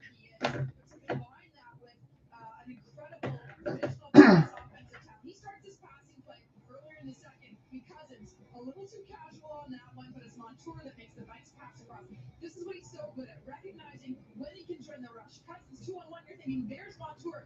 We couldn't believe you didn't find him and didn't hit him. And you're just using energy then if you're not getting the puck. But another recognition here. Now we're going to have 3 Panthers players joining the rush. Turnover there. He doesn't get the puck yet again. But look at the heads up here on this. This one he decides, I'm just going to skate in myself and blast a rocket of a shot there. Again, we like his slap shot a little more than Theodore's, but the competitive we'll see. But here, and then draws the penalty. If he keeps his feet moving, you're going to create opportunities, and he's known he can take long shifts. We've seen that throughout the playoffs. But here's a guy now, this one blasted off the point. So dangerous. He leads all skaters in the game so far with 18-15 of total ice time. But just a tremendous player. Okay, Elliot isn't right very often, but he did say with David Okay, I sent Cooper. Are you still there, my friend? Let me see if I can send a message to his Twitter site. I've been saying for the entire playoffs, you just asked Eichel and Marchessault how important he is to his team. Now, I know he's not going to get Conn Smythe voting, or not very much anyways, but he certainly is an impactful player. Every single shift out there, he makes it really hard for Florida. And this is what you get when you get partnership. He gets all sorts of zone time, real heavy game. I know the Florida defenseman definitely wouldn't want to play against him. Creates all sorts of turnovers, including one right here by Eichel. And this guy, this is a fantastic trade by Vegas to get him because he is so important to that top line. And I'll probably talk about him another time or two in these finals, Kevin. Elliot, with that bouquet down to you and David M. All right, Ron, so much news to get to, including head coaches, right? Anaheim, Calgary, Columbus, Rangers, all waiting on signing a head coach. That number could go down. it's going to go down. Columbus is committed to hiring Mike Babcock at the end of the month when his contract is up with the Toronto Maple Leafs. People wondered what did the players think. From what I understand, over the last few weeks, a number of the key Blue Jackets players were asked, if we do this, how will you feel about it? If we consider it, how do you feel about it? I don't know how many knew at the end, but a number of... I know Elon Musk is trying to break our issues, but we're still going to have our broadcast. You know what? There's no technical difficulty that will stop us, John. No. We're going. I guess it's both modern and old school. Yes. Just using cell phones as they were meant to be used. I'm on speakerphone now. I love it. We don't need you, Twitter. We're going to broadcast one way or another. I would take responsibility. I apologize for the issues, but I think we were both having them. And then I kept trying to unmute myself, and apparently Twitter was done. I guess they were just done with me talking about like the Calgary Flames too much. They're like, you're saying the wrong things. The algorithm kept muting me again, so who knows? It was doing the same thing to me, so I'm glad I wasn't completely screwing up your call and all that. So I'm glad that we got all the goals and everything else all squared away. So that all worked. I reset everything as far as our audio. So we're live into our second intermission. The only thing that I wanted to mention as far as our discussion to close out everything else in that second period was we went through all the quotes and we hit everything pretty good. But I do want to mention you got Jacob Pelletier, Matthew Coronado, Dustin Wolf on that side. And you also have some other contracts. Next year, you got Backlund, Lindholm, Toffoli, Hanifin, Tanev, Zadorov, and Gilbert. So I still think the window's wide open for Calgary right now, but I would love to see that injection of youth and gasoline on that side. I think the Flames are going to do it. I think it's considering everything else that's out in front of them, I would expect them to get back in the playoffs again. Yeah, I think so too. And, you got to, I think it's a safe assumption. Assumptions are always risky, but I think it's a safe assumption, John, something we've touched on before. You would expect, and let's even be conservative, we'll say, what, a 20% better year for John Huberdeau? 20-25% just in terms of point production. I think that alone, if the rest of the Flames can play the way that they did this year, that alone probably gets you in there, gets you maybe 2 or 3 more wins. Maybe you could expect a 10% better year from Nazem Kadri. He did have some down stretches as well. And, you'd love to see some of those young players with a little bit more confidence and some of those first regular season games now out of the way, be able to step up and be more regular contributors. So, again, and even other players, some of those kind of, I don't want to be disrespectful, but kind of the middle ground players for the Flames, like Mangiapane, for example. He had a better year in the previous season. This past year was not as dominant, and so when he's given the right opportunities, he can be a threat as well. So there's a lot of potential there. And I just want to quickly transition back to what we were talking about before the technical difficulties really bit us both pretty badly. You had made some great comments about the cardiac cats and how this version of Panthers is so much better, or at least to some degree better. And what an irony, right, John? And you pointed it out. We're comparing a President's Trophy winning team with a team that would not have made the playoffs in the Western Conference. Yet the latter, the team that we're seeing now in the Stanley Cup final, something about their makeup and their belief in their ability to take on all comers, and the proof which is on the ice and on the stat sheet. I agree with you. I think we're talking about a better team than the one that actually brought home a President's Trophy. Yeah, that's interesting because look at it. We talk about some of the situation. We talk about Huberdeau and Mackenzie Weegar, Cole Schwinn, the first-round pick, and Matthew Tkachuk.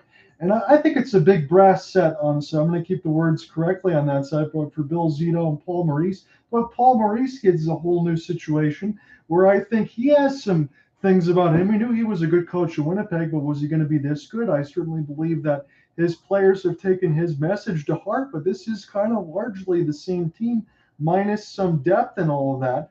But that whole second line has been completely transformative. And yeah, they're not having to get back and get 3-goal deficits. They're staying with this whole thing, keeping it out in front. I think in that way, yeah, it's nice when you see all those other comebacks, but when you get in the postseason, you shouldn't be surprised what happened to them last year against the Tampa Bay Lightning, right? They got swept. You can't always play behind the eight ball. This team keeps the game in front of them, and when they need to come up clutch, they got the players to do so. Yeah, I mean, it's been fascinating to watch, and I think the alarm bells started to go off for the rest of the league when they took down. I mean, how could they not? And we talked about it rightfully a ton of times, but when you take down the best regular season in history, then everyone's got to take notice. And you also made some good points, John, about how the Carolina Hurricanes played against the Panthers. They were not bad. This is not the Panthers catching teams just playing poorly, or in the case of the Knights against the Jets. Now, listen, the Knights probably would have beaten Winnipeg if they were at full steam with their full complement of players. However, you did pick an upset there, as did some other folks that we respect. But Winnipeg, of course, was just dealing with too much to get over that hump. But the point being, the Panthers have run into arguably the best versions of these best teams, and they've come up on top every time. Yeah, I mean, it's talking to a situation where this could be one of the best historic runs of all time. And if you're already not thinking that it is, I think you're out to lunch, because look, the Boston Bruins right now, I mean, we could be commentating, Cooper, it was what we think we should be, Boston versus Vegas. But Florida was able to answer the bell every time. In Carolina, between Freddie Anderson and Antti Ranta, they gave up 6 goals. They didn't do anything wrong. Carolina just couldn't score. I mean, they heavily outshot Florida. They did everything they needed to do, but sometimes Bobrovsky was just that good. Yeah, it doesn't need to be any more complicated, right? It's just as simple as a team playing well, a goalie playing at the best of his ability, and making a difference when it matters most. And that's what we're seeing in this game as well, the one that we're covering tonight, this game 1 of the final. Bobrovsky has been great. On the other side, Hill has been very, very solid. He's the most recent goal, the tie goal. That's a clean face-off win. He's looking through traffic, Hill is, and then the shot goes off of the body with a slight deflection. So the goalies doing what we expected them to do. Both teams in front of these goaltenders doing what we expected them to do. It was a little different in the first, right, John? Where we thought, okay, we might see a sluggish Panthers team after a long layoff. They came out with fire, and the Knights had to answer. And then we flipped it on its head in the second period. It's going to be really fascinating to see who comes out. This game is such a razor-thin margin. Who's going to come out early in the third period and try to take a hold? And then more importantly, I would say, who's going to come late with that push and potentially put the game away? Florida is known for the late push, as we said, the 6-0 in OT, or even just the final goals in the final seconds. That's why I kind of made the smart backhanded comment about Tkachuk on that end, because when it's third period in OT, again, I love his celebrations when it was just, let's get out of the building there in the 4 OT.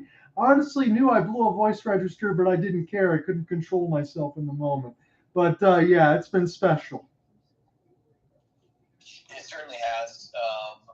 I mean, I know this isn't in-depth analysis, but as we said earlier, I'm just excited, glad that we're joining forces once again. We were able to do a good amount of games during the regular season, a number of which were really exciting. And even you pointed out one of the games where Vegas was had by those Calgary Flames. Vegas had a nice lead, ultimately gave it up to Calgary, but of course Vegas with the last laugh here as they're fighting for Lord Stanley's Cup. But these Panthers, now I did listen. I'm not going to toot my own horn too much. I thought the Panthers might take that 2-0 lead, and we might see the Vegas Golden Knights come back to tie this thing. Of course, we watched it go back and forth, but math still works out for me. If the Panthers get one here in the third, or even if we go to OT and we get a classic game winner from, let's say, Sam Reinhart finds Twine in the overtime, then we get a 3-2 win. And John, I'm going to feel that ego's going to be important on my side, my friend. If I actually called in not only the win for the Panthers in game 1, but the actual goal totals as well. We'll see what happens. Yeah, you're right on that. You only need 1 more for Florida on that side. I need 2 more for Vegas. So I think we were both pretty in the ballpark here, but it's up for the taking now, and that's exactly what you want in a game 1. And you know what, honestly, as we talked about these teams and whoever's going to be playing in the series, regardless of who it was going to be, I was going to be excited. But, man, I'm glad that Florida and Vegas are the teams, honestly, because Vegas has been the best in the West the whole way through. And Florida had to play lights out hockey for 2.5 months, and look at where they are. They're 4 wins away. Yeah, this is great stuff as we get the beautiful sunset look at the Bellagio fountains there at the Strip in Las Vegas here, which is actually, I mean, there's so much going on in Vegas in the sports world. Not only, of course, are these Stanley Cup Finals being held there tonight, and for multiple games in this what could be a 7-game series. The Super Bowl will be taking place at Allegiant in. Let's see, what would that be? Except on like 9 months or something like that. Yeah. And then there's also a big F1 race coming up that's part of the track. It's going right down the Strip in Las Vegas. So lots happening in Sin City. Man, that'd be awesome to go see a F1 race in Sin City. Yeah, wouldn't that be incredible to be on those just right? You got the Bellagio fountains firing behind you, and you got F1 cars screaming past you just feet away. That would be pretty wild. If you feel so inclined, you want to jump back onto the play-by-play and keep things going. All right, we can flip back across or whatever else, but I can take this one for right now. So this is picked up near the right side of the face-off dot and sent in and stand bent. We'll get this back around for Kachuk as they'll wrap this in. Bend in now. We'll try to get around White Cloud and Nick Waugh. We'll flip this around the inboards here as this is picked up by the Vegas defense as this is a back pass off the kick plate from Barbashev and recollected now the right side of the blue line as this will be an opportunity off of a heavy hit. And this is going to put some fans up in there. Will Carrier absolutely dunked one of the Panthers as the play was blown dead. Yeah, so here we go, John. This is a Florida Panthers team that has been tied or within 1 goal in 95% of their last 12 games. So that's going to mean 11 out of 12. I love that the TNT statisticians give us a percentage there. So it's a Panthers team, as you talked about. They're always in it. They know how to battle, and we can expect to see that this third. Yes, we will. And they mentioned on the Sportsnet side, when the team scores 3 or more goals, both of these teams 11-0 and 12-0 respectively. But, yeah, that might not happen here tonight unless we get a couple more goals the other way. But it's a 2-2 tie, 19 minutes left to go in the third period. And this is all systems for an entry point that has my heart rate at high already. And this is Anthony Duclair. He had the game-time goal. Picking it up off the backhand, driving to the net was Duclair, and he got brushed aside by Aiden Hill. Shot goes right back to him, and it's picked up by the Mustard Gold. Opportunity now for Barbashev. Boy, has he been good in this game as he tries to get around a couple sticks there from Gudas. And a little bit of headlock, and now Gudas holding on to a stick, but the ref still letting the play go. Here's an odd-man rush. Montour the chance. He missed it toward the right side of the wall. A surprise. There's been a lot of calls here, but that one wasn't. Here's an entry now for a short side chance, and Bobrovsky will reach back around and he'll grab it as we really are getting some pushing and shoving as Howden's in a headlock. Yeah, these two teams, not a lot of love lost, but that is going to be pretty typical in the Stanley Cup final. The stakes are as high as they possibly could be in the world of hockey, and a lot of folks would say in the world of sports, as that Stanley Cup, the hardest trophy to win, and one of the most glorious when you do win it, John. So expect to see it stay chippy. I want to mention this too because I've thrown out some Josh Mahura things. His chance was just near the top of the right crossbar, so that was a good shift for him. You have to battle through adversity, but again, see what happens the whole game before you make your judgments. That was a good one there from Mahura. The defensive zone faceoff win picked up by Brandon Montour. As this is shoveled off the back of the head of Ryan Lumberg, and this play is blown dead with 18-10. Yeah, so now we're starting to see, John, it's so fun to compare even just in the course of this game what we're seeing. This is very similar, the start of this third period, to the first period. Again, I don't have any predictions necessarily about who that favors, but getting some whistles here, and we got to wait just a little bit to get the flow of the game back again here in the third. Yeah, I kind of think that might be the case because Florida, they got a critical goal of late, and Vegas doesn't want to open themselves to counterattacks we talk about. Here's a 100-foot slap shot clear, and this will be sent back down the ice again. So Josh Mahura will try to play this one, but it's sent back around by Sergei Bobrovsky instead. Flipped down across the red line, heads up into the Vegas players bench. The stoppage was 17:49. Yeah, so again, we can put another tick mark on the whiteboard, John. It's a stoppage, but I what's happening here. Both teams now, I think, maybe giving us a little bit of what we thought we might see in the first, where it's a 2-2 game, third period of game one now, all to play for. Essentially, it's 0-0. Lots on the line, and no real major risks taken in this first few minutes of the third. I'm just noticing from your second period play-by-play, from what I've taken, there was more ebb and flow, and I'm getting the stops and starts. I'm wondering what's going on. This is just call me the professor, John. I got the knowledge. I got the predictions. I knew it was going to be a choppy play, so I wanted to give you the play-by-play so I can take it when it's real exciting as we finish out the third. I know we're joking, but you absolutely nailed this game for the whole entire part of it, so I have to give you credit as this falls back to Bobrovsky and he makes the save. Yeah, and Bobrovsky, listen, we talked about this a little bit before. I'm going to continue to press this button, as we like to say time and again in our broadcast. Look, that's just a deflected puck coming out in front, but Bobrovsky maintaining that level of focus. He's able to sight the puck, stop the play when necessary, keep himself in the flow of the game. Even though it's been a choppy flow, having him still involved, I think, is a good thing for Florida. Absolutely. Colin White going to get a chance to take a rare draw on the fourth line side, but they do have a point there with Eric Stoll's shorthanded goal as it's intercepted by McNabb, dumped in by William Karlsson, and between him and Marchessault, they are the most dangerous tenured Golden Knights in the Golden Misfits squad from 2018 when they lost in 5. A deflected puck, Radko Gudas able to get this one out of the way, and this is flipped back to Riley Smith, and again we get a whistle, as this is partially offsides, I believe. Yeah, so listen, the stoppages continue, and, nothing egregious here. This is just part of hockey sometimes, but when you're 2-2, and you have a visiting team like the Panthers right here, I think Vegas would probably prefer if they could get some flow in this game, get their fans. The stoppages take fans out of the game as well. We have to remember that, John. Vegas probably prefer things to be a little smoother so they can build some momentum and get some ozone time. So Jack Eichel is going to get brushed out of the center zone draw. It's going to be Barbashev against Barkov, and Barkov will win this one as this is recollected by Anthony Duclair. He had the game-tying goal. Now near the right side red line, tries to chop it. Here's a drop. Duclair sends it across. Aiden Hill is down. This puck is still alive, and Barkov sends it back to D. Radko Gudas into the screen. He fires it way wide as this is centered back out by Jonathan Marchessault. Barkov back there. Settle it back down for Radko Gudas with a glorious playoff beard. I could never hope to grow that. Duclair drops one off. This goes up the outside glove of Aiden Hill near the right side red line now as Lindell tries to pry it loose. Here's a good sauce pass by Eichel, but an even better pick off by Barkov.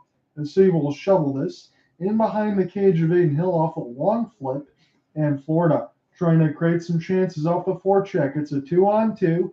Vegas has it, working their way in the middle of the slot. A shot against the grain by Kolsar, and that one goes wide. And around the end boards, Vegas keeps it in. Braden McNabb, pass to the middle, off the backhand. Vegas has it near the right side dot, as it's Nick Waugh. Send this back around the end boards now. Good active stick check there by Haig, as he tried to throw this one out in front, and Florida just brushes it aside. Offensive zone possession, courtesy of Sportsnet, about 11.7 for Vegas, 7:45.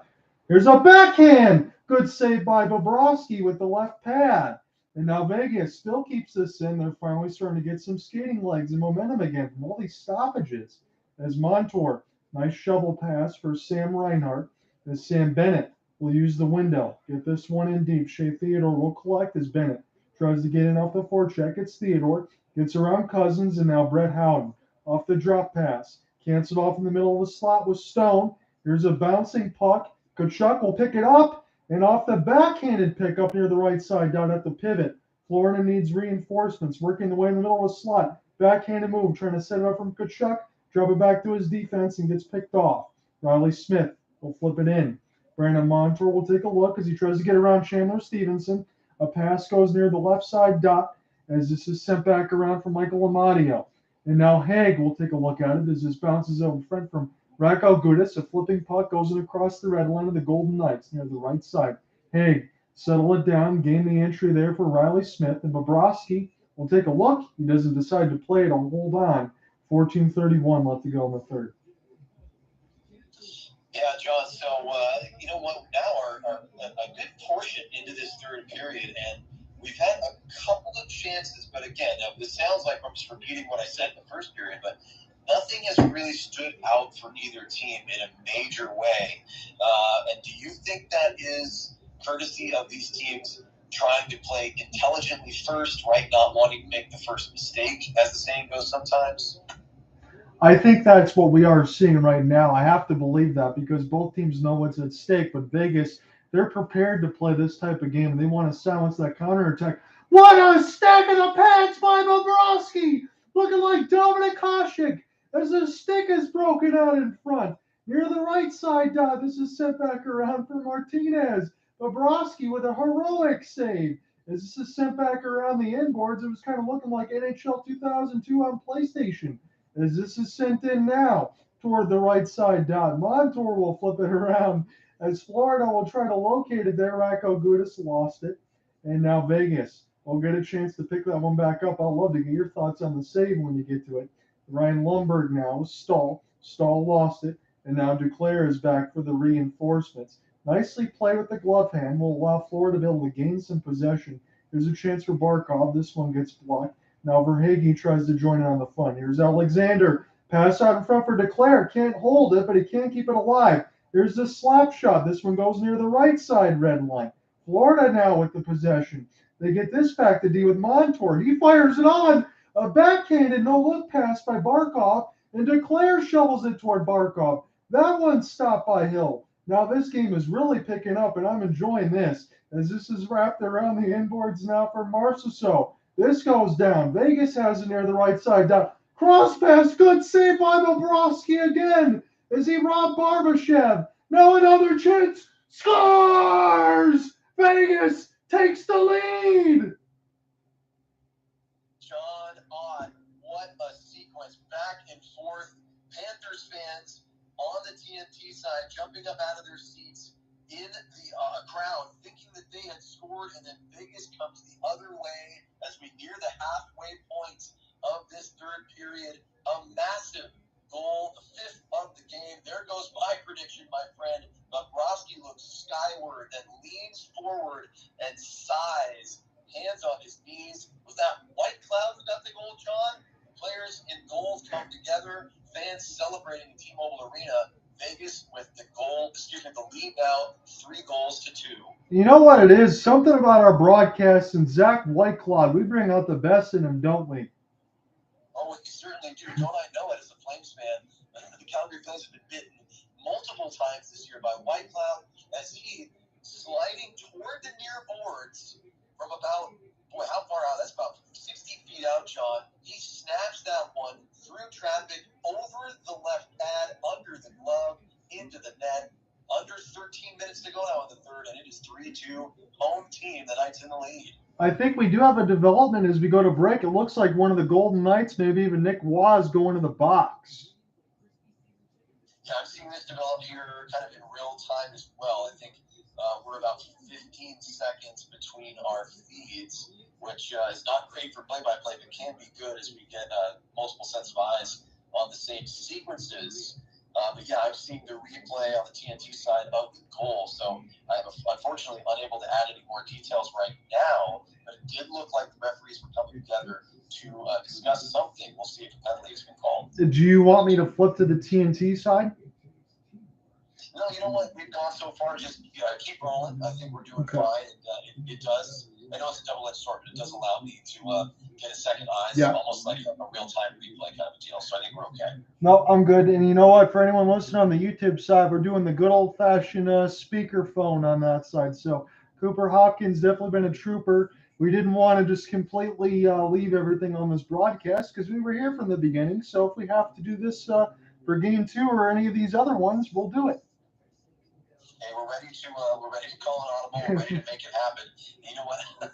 Had the goal not gone in for Vegas, if we had done a stoppage, I was ready. You asked, you're like, Bobrovsky makes the stacked pad save. I got to get Cooper's thoughts on that. My only thoughts were going to be EA Sports. It's in the game. That's all. I had to go with it. That's the only chance I have to do my impression of that famous that famous voiceover. But great job. Bobrovsky's been doing so well. That's a tough one to save right there on Whitecloud. Again, you never see it coming from Zach Whitecloud, a third-pairing defenseman for the Knights. But you spoke about the quality of the defensive six for Vegas, and that is part of it. They do know how to score, and as we come back on my side, John, it looks like we are going to get an immediate opportunity for Florida to tie this game. There's a tripping call, I believe, against Waugh, and that is going to result in an advantage for the Panthers. So Panthers immediately get an opportunity to answer again. If you're Vegas, that's exactly what you didn't want after the White Cloud goal. But this game has been absolutely fantastic. And Sam Bennett now has it near the right side dot, plays it off the window with Tkachuk, and now this will go around the end boards, but nobody's home. And now Florida have a chance to recollect with it. So Zach Whitecloud is second in the playoffs from .659, and this is slipped in. It's from Barbashev and Eichel, as Tkachuk will center a backhanded pass, but this goes behind the net of Aiden Hill. Recollected by Bennett. Here's a flipper of a pass. Now Montour settle it back down. And now Tkachuk. Now for Montour in the high slot. He's patient. Give it back to Matthew. Matthew near the left side dot. Drop it here for Reinhardt. Now Barkov. Here's Tkachuk. Barkov holds. Near the right side of the dot. Here's a centering pass for Bennett, but a good stick in the lane by Vegas. Bennett now off the backhand as his bounces off of Barkov and flip down the ice. And I'm not going to say it's going to be a lock and key effort right now for Vegas, because you can't afford to go ahead and sit on a 1-goal lead. You saw what happened against Dallas when Vegas came back. But you know they're going to make sure that they keep and stack these lines. That's what they like to do on this kill, and they're doing that again as they're trying to make life difficult for Florida just to get in the zone. Here's a good entry. Here's a ripper of a chance that goes off the glove from Verhaeghe and up and on a play. Yeah, now, John, as you have talked about, we are really seeing this game open up. But, of course, when we have special teams, the Golden Knights now trying to shut things down while the Panthers trying to keep things wide open to create real clean chances. Again, on this power play, nothing that stands out as real high danger. That's going to be something that in the remaining seconds, which I know are about to happen or are happening, they got to get going. So get us back up to speed, my friend. What's the latest? The chance from Verhaeghe went off the top of Aiden Hill's goal mask. Here's a slap shot that goes way wide. Hill's got to get back in the crease. Duclair trying to provide a screen. This is a chance now that gets blocked out in front. Recollected now Reinhardt off the backhand. And this is stolen. Vegas, they have a shorthanded opportunity with Carlson, but the pass goes too far. Picked up now for Forsling. 5 seconds thereabouts left to go in Florida's power play. About 10:50 left to go in the third. Florida's down 1. Shot gets saved by Hill with the left pad as Florida continues to work this in behind the net. Played in off a couple of skates. Backing around the boards for Duclair. Duclair now will shovel this back to his defense, but they can't hold the line with Forsling. And now Vegas returns to full strength.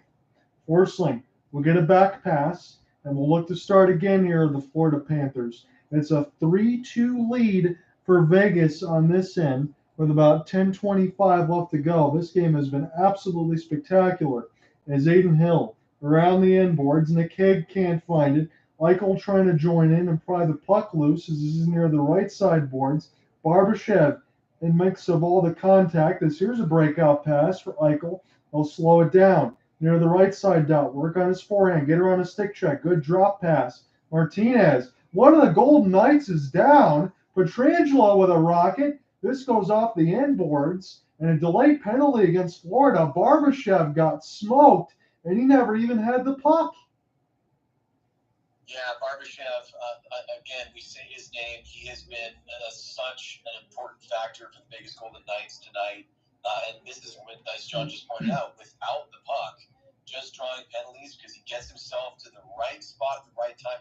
Man, I'm seeing that on my side now. He got tagged in the slot. That is not fair. That's against the rules, Florida. And that's going to be stalled going to the box for, I didn't see the call. It's either going to be roughing or cross-checking. Either way, 2 minutes. And Vegas, you have to think the way this game has been, John, as we go to break here, if the Golden Knights can score on this power play, I never want to count the Panthers completely out of it, but you have to think a 2-goal lead here, even though it is, quote-unquote, the most dangerous in hockey, that would seem like a nail in the coffin. That would put me in a situation where my 4-2 prediction would come right to the limelight. I would completely agree with you. I would expect if that happens, Vegas will throw this away lock and key, but that is just my opinion. I won't count Florida out either. But a 2-goal lead against a team like this from the way that they've been playing defense, I think Vegas, for the most part, they've done what we talked about going in the open, even in some of the previews. They've kept those chances from the outside, and when the rebounds have been there, they made sure that Aiden Hill isn't in a whole bunch of duress without the against the green paddle save. That is something I'm going to remember for a long time. That's got to be the number one highlight of the evening. Yeah, no question about it. And that really should have, had it not been for his, superhuman effort in that moment, that would have been a goal for Florida. We could be talking about a very, very different game. Man, I just am envisioning that paddle save in my mind right now, and it is a thing of beauty. That's such impressive stuff from Aiden Hill. And, listen, it's still Florida.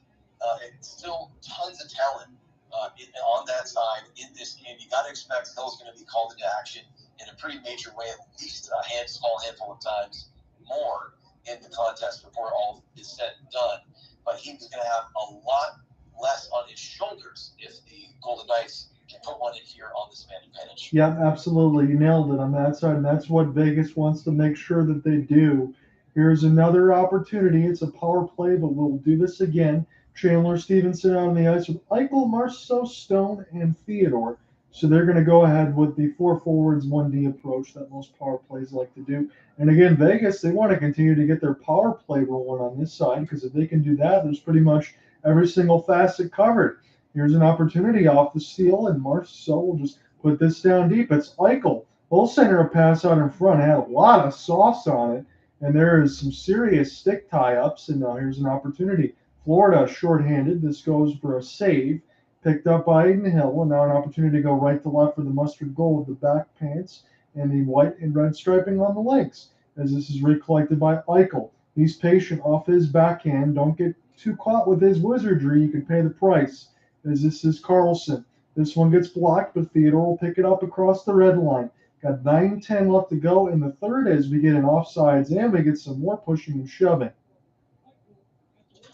Yeah, that's not going anywhere. We've definitely laid that out. The physicality is going to be there, especially from the Panthers. Boy, I would be interested to see, John, if we start to get into the waning minutes and seconds of this contest and Vegas has put this thing away.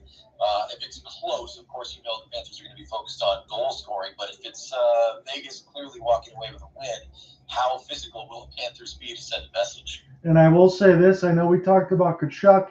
How close is too close as far as that time, because they're down a goal. I know I like to laugh about maybe the last 5 minutes, but I think even Florida would want to get this tied up right now as Riley Smith. This gets lost and sent back down the ice. It finds Aiden Hill. He touches it with the goal stick and sends it back across. And now Vegas can look to go right to left. One more goal, even for Florida at this point, against them. This could be done, as this is near the right side of the red line. 44 seconds left to go on the power play side here for Vegas. Another critical opportunity. Put around the inboards now. Riley Smith will find it, as this is shoveled back toward the right side red line again. William Carlson back to Riley Smith. They'll crisscross for Pietrangelo. Pietrangelo into the deflection. It bounces off Racco Gudas, but Florida is able to get this one back down. Aiden Hill will find it. Racco Gudas, I think, got banged up a little bit. No worse for wear, but definitely no padding on the right side of that skate where he blocked the puck. And now Jack Eichel picking up off the forehand, but he dragged himself off sides. 8:05 left. So, John, you know what? I really like what the Vegas Golden Knights have done here on the man advantage. And boy, I feel for Gudas there. Yeah, he took that shot. Luckily, it wasn't a full slapper. It was kind of a wrister from the blue line. But man, oh man, really good job by Vegas. Even though they haven't gotten a ton of supreme looks, just solid control on this power play. That's, I think, exactly what you want. Again, Bruce Cassidy had talked about it. He said if we turn the puck over 27 times against the Coyotes, we wouldn't win a game. That's one of the Dallas Stars' losses. I think you're going to get more attention to detail. You're in the finality of it. You need just 4 more wins, maybe even 3 at this point. Stone with an absolute ripper off the steal, and that was saved by Bobrovsky. Again, he hasn't played bad tonight, but it's been a few times where we can count, Cooper, that Bobrovsky's got 3 against him. Yeah, and this is, listen, I'm going to say regardless of the way the score is right now, I think performances bode well for both goaltenders as the series moves forward. I've liked what I've seen, and boy, Bobrovsky certainly willing, and I'm not just saying this because I try to do my EA Sports impression. His glove hand has looked great. He has only let in goals where there has been significant traffic. He has not really been beaten one-on-one, including with that last effort by Stone. And Stone's had a rough night. He has been denied several times with clean looks. Yes, he has. Declare tried to make a backhanded pass. This could be a chance the other way. Carlson pick it back up off the board, center it out. In Vegas, they wanted to throw this back out rather than taking a no-look backhand, but this might allow Florida to pick up this puck. Again, they're back to full strength. They're down a goal with 7:20 left to go in the third. John there within the play-by-play, being joined by Cooper Hopkins. It's been a while since we worked together, but the speakerphone's not going to stop us as Eichel will flip this back around here for Brandon Montour. The shots on goal read 31-26. Again, out of the 11 out of 12 wins was when Florida was outshot. Does that tell the whole story? I don't know, but at least that's part of the narrative. They're out in front of the shot board today. Radko Gudas back out there. He makes a backhanded pass as Florida looks to get started right to left. Tkachuk will stop at the line, and Aiden Hill will see a long slap shot go into his catching glove as Gudas wants a piece of White Cloud.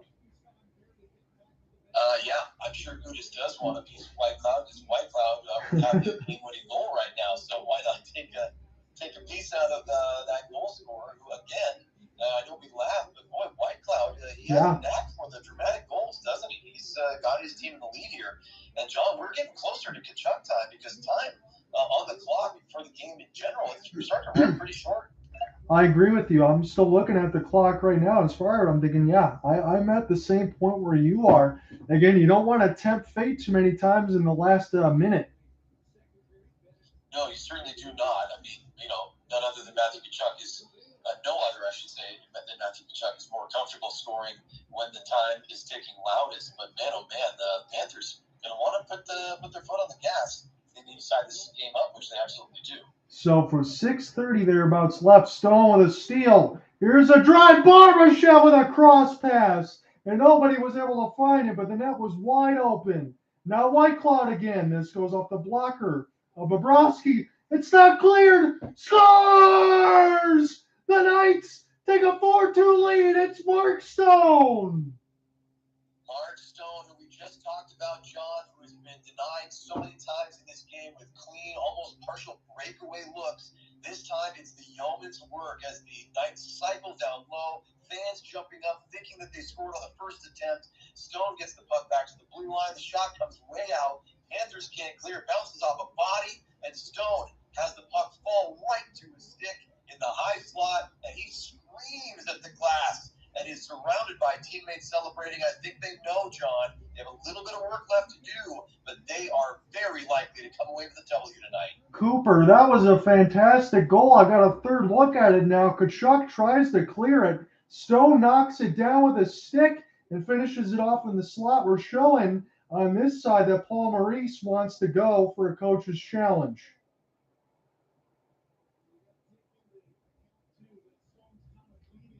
So we need to see right now if there's any sort of offside or play with a high stick.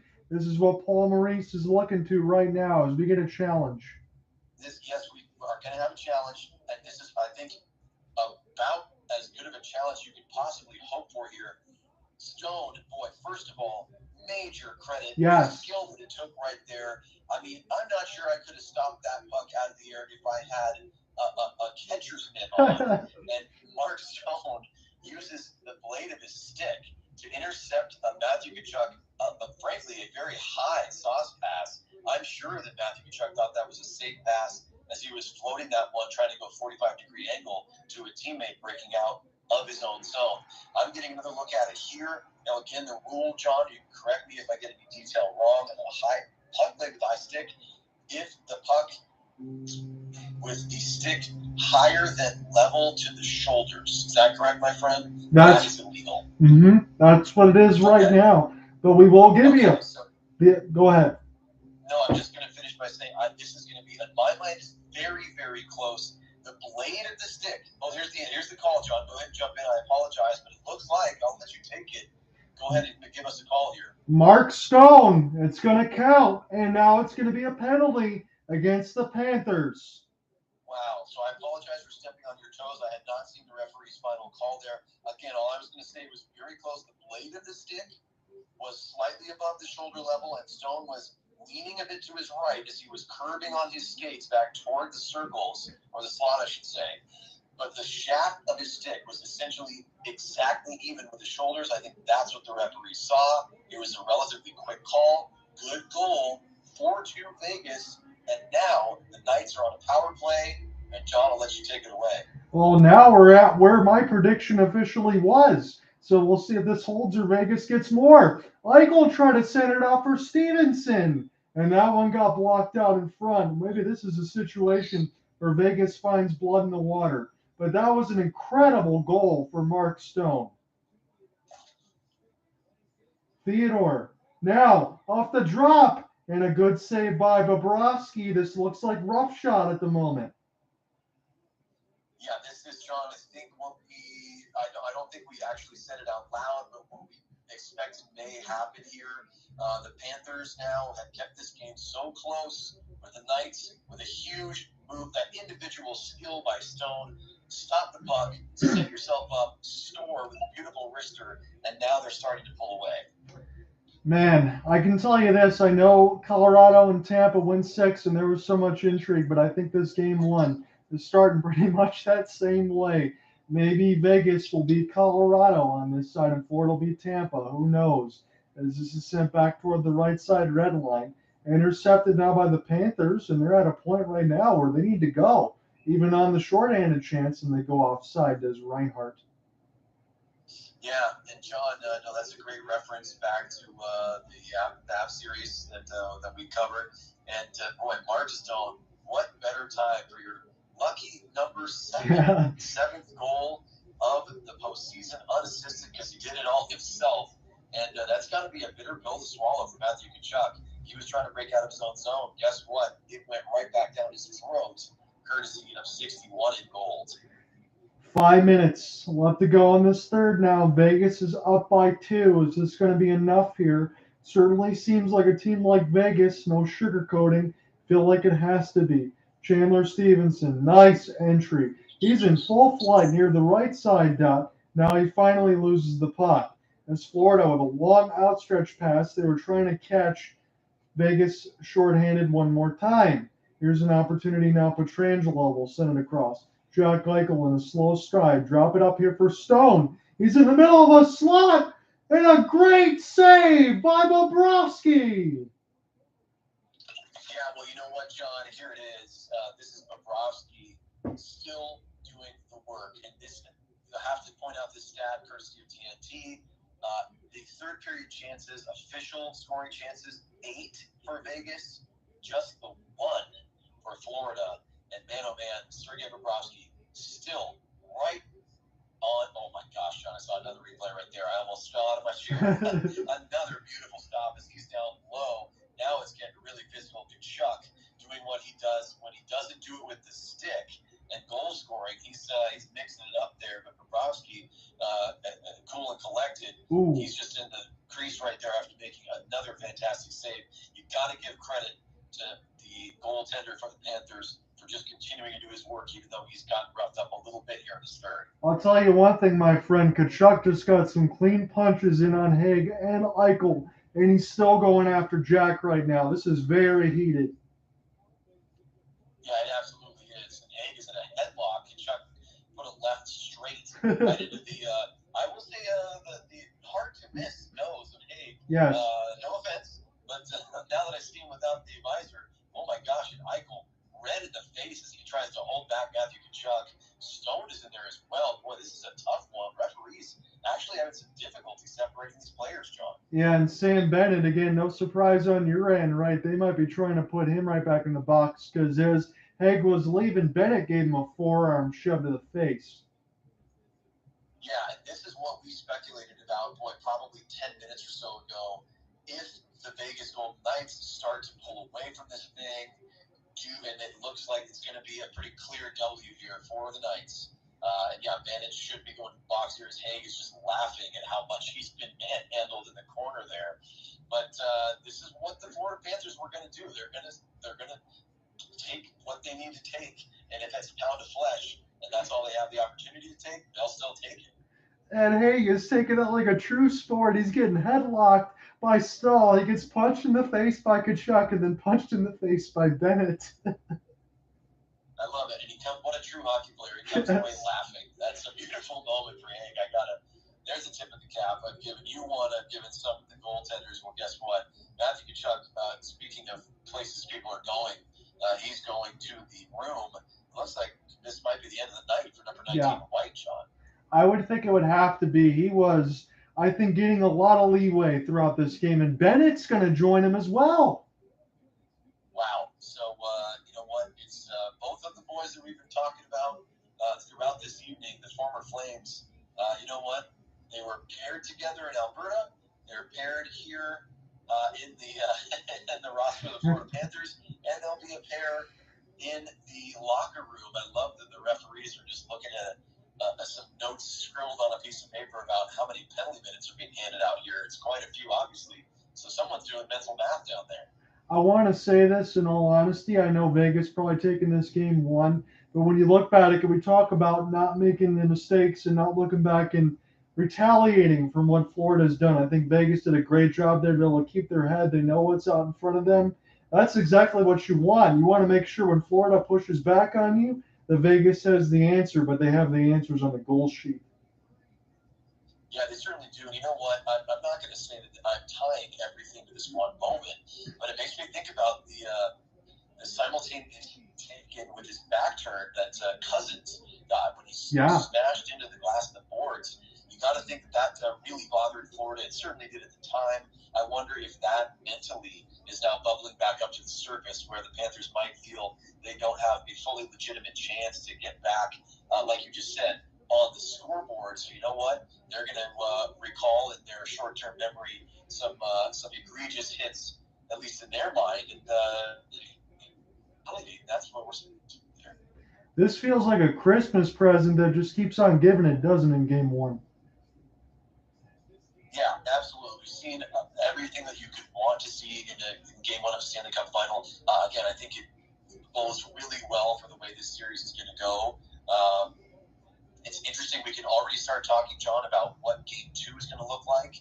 Obviously, very different for each of these franchises. I think the Florida Panthers, I so rarely ever lean into this phrase, John, and we hear it a lot, especially in NHL media.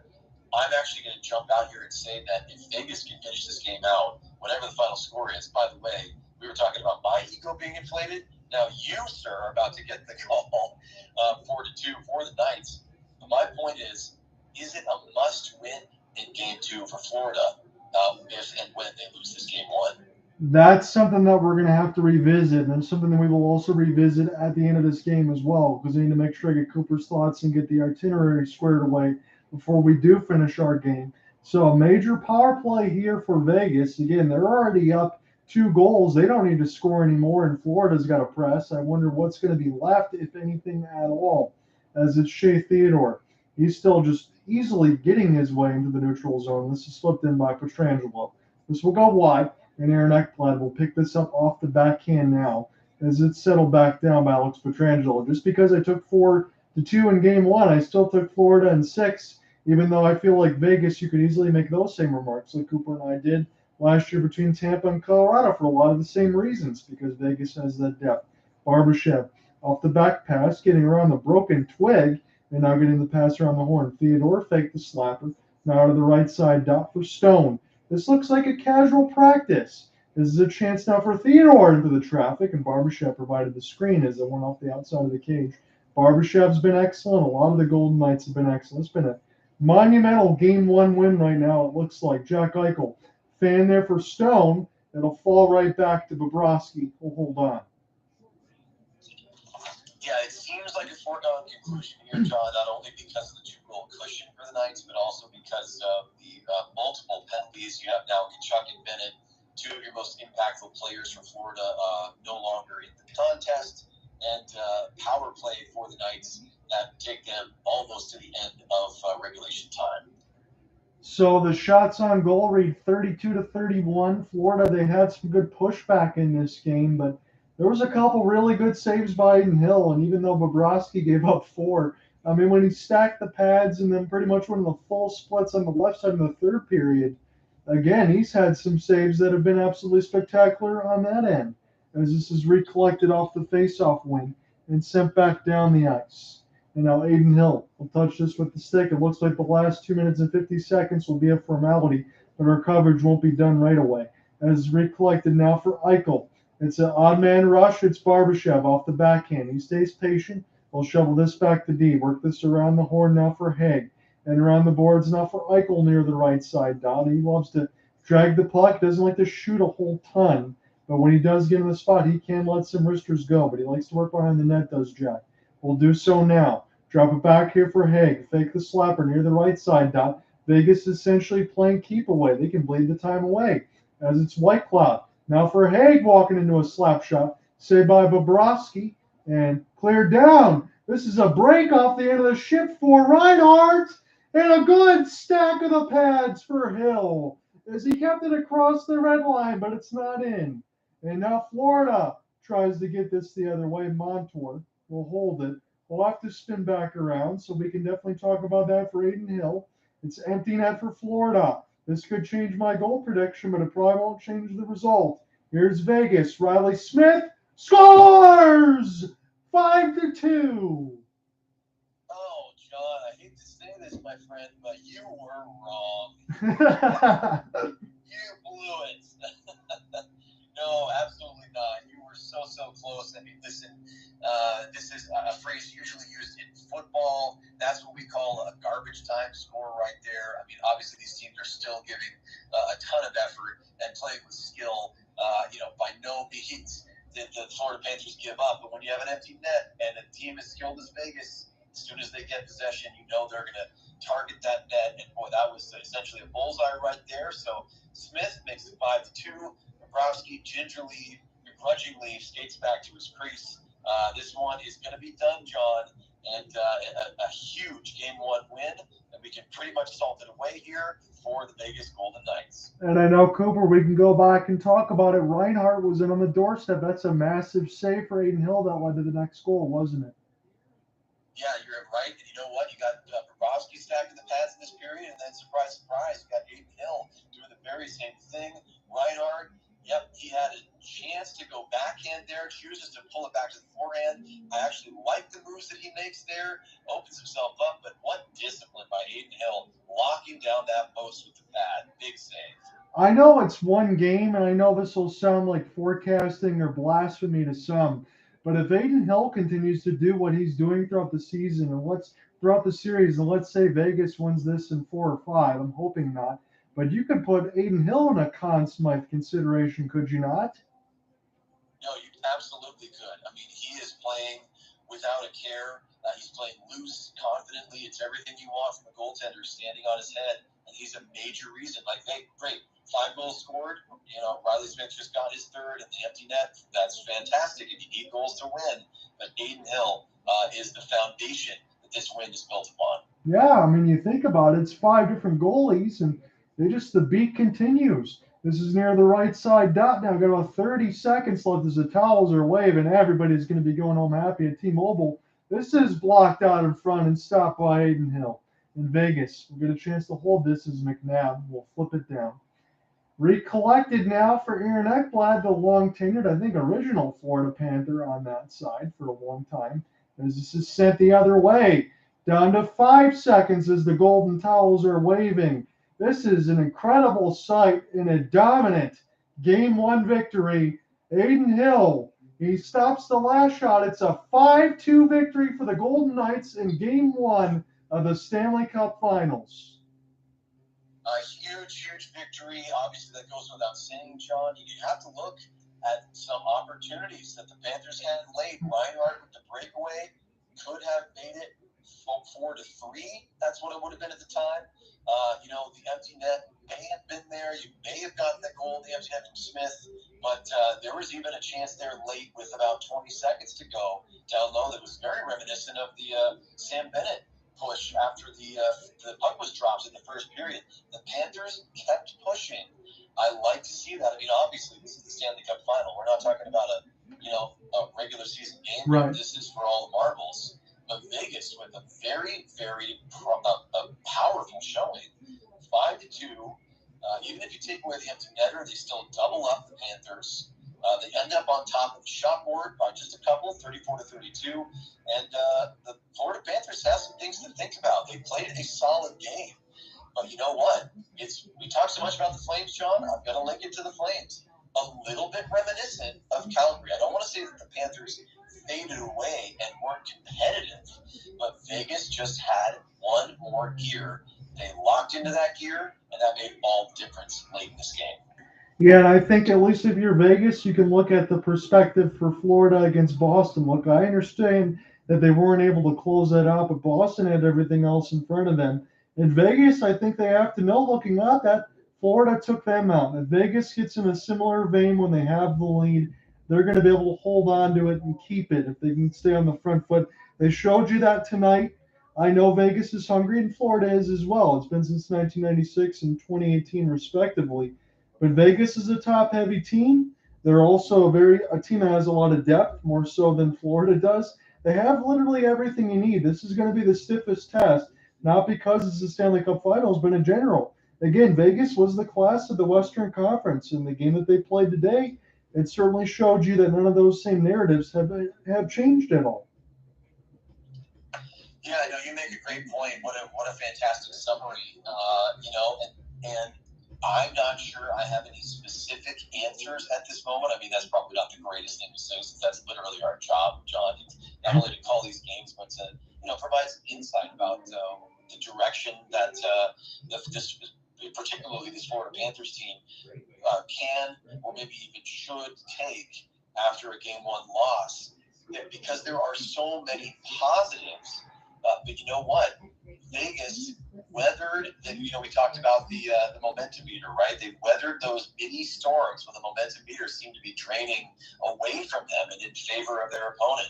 But they found a way to those intangibles to stick together as a unit, line by line, shift by shift.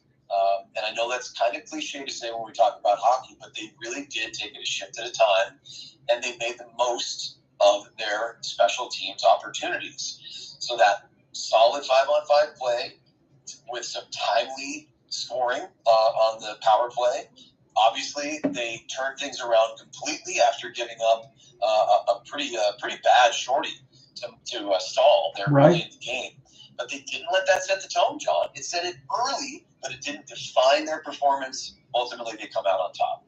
And a run of 3 unanswered goals in the third period for a 5-2 victory. And I know before we get set to close our coverage, we'll just keep Cooper Hopkins for a couple more moments because we had to finish this up on the speakerphone side. So for Game 2, regardless of whether or not Cooper can be here, I'm going to start again on the Twitter space. If he does join in on that side and things go haywire, we'll do the same thing. So that way, as far as the Hopeless Sports Guy and all the other stuff, we're not losing our coverage, so we'll be here. The only thing I have to clarify, he knows this on the text message part of it, but I will not be here for Game 4 because I have to attend a wedding on June 10th for my fiance's sister. So tell me this, Cooper. Please tell me that this is not going to end in a sweep. You know what? I am 100% confident. Now, I probably shouldn't say that because I was going to say for a very brief time I was 100% confident that my final score prediction was going to be right, and I learned my lesson very quickly. You were almost right on. So other than an empty netter, John, you basically hit the nail on the head tonight. So credit to you, sir. But I will say, I'll go as far as to say, okay, 99% confident. This is not going to end in a sweep. Okay. The Panthers they've done too much against teams that are so good that I don't think there's going to be any folding of this team, right? They're not going to let themselves be pushed to the side, crumpled into a ball and tossed into a waste paper basket. This is the Panthers that have gotten this far. They have the chemistry and the pieces necessary to take wins from Vegas. It might take going back to Florida. They might need to be in Sunrise to get their first win of this series, but they will get wins. Your prediction right now, and mine as well, since we both agree, we went Panthers in 6. Well, you know what? You got to lose a couple to win these things. So let's look at the positive, John. That's all I'm going to say. No, you're right. And again, let's just think about this honestly. From the way that this game has gone tonight, I think Florida is going to be happy that Game 2's on Monday. They can throw this right in the trash and start again and start new. Yeah, I think you have to, really with your third period performance, probably specifically, I like their first period. I like their effort to score while penalty killing. I think they need to look a little bit at their own power play, and I think that they have to look at their third period. That's where things went wrong. Vegas capitalizing on more of their opportunities, and you pointed out, Mr. Stats, John Ott, Vegas's power play was nothing special in this postseason. It wasn't a disaster, but by no means was it the strength of the team. But they came out tonight and looked pretty solid. Mm-hmm. And I think the Panthers, classic hockey chemistry here. Take fewer penalties and make the most of your man advantage opportunities. So some of those fundamentals in terms of strategy are going to be what matters in Game 2.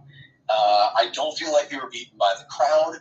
They weren't really fully beaten by themselves. It's just finding ways to finish when given the opportunity, John. I think they can do that. I'm going to be so bold as to say I think this goes to Florida after Game 2, tied at 1-1. That's going to mean a lot on the Monday side. So again, to reiterate, we'll be back on the Twitter Spaces side for Monday. If anything goes haywire, we'll go back on the speakerphone side. I'll be here for that. I'm looking forward to it. And again, Cooper, in all honesty, you've been doing this. I know it's an easy thing to do in transition from the Twitter Space to the speakerphone, but thank you for getting everything squared away so quickly. And also, thankfully for both of us, it happened during the intermission. Hey, we take the silver lining. You know what? We had some hiccups, but we worked through them, and I love it.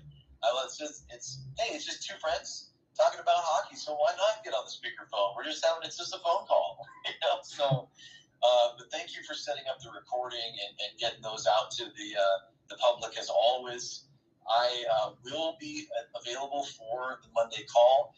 This has happened a couple of times before, just on my side. I may not be there, especially if it goes to overtime. I may not be there for the entirety of the broadcast, but I should be there for the majority of the broadcast, especially if we're looking at regulation game there for whoever the victor will be.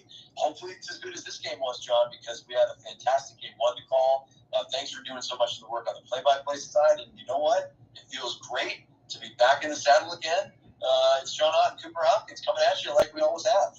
Hey, man, I really appreciate that. And honestly, I agree with you. I'm happy that we're getting a chance to do this because it's certainly been a while. I hope that you're doing well, my friend. I know with all the other stuff going on, I won't try to belabor that point, but keep sticking with it. I know life has a way of being funny sometimes, but hopefully in the end, everything works out and we get a chance to finish this off again because I can't believe it. This will be our first full season of everything else being done, but our second Stanley Cup Finals. And what a time that was again, and I think this series is going to be just as great, but I will see you on Monday.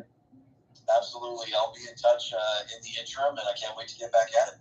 All right, sounds good, man. Take care.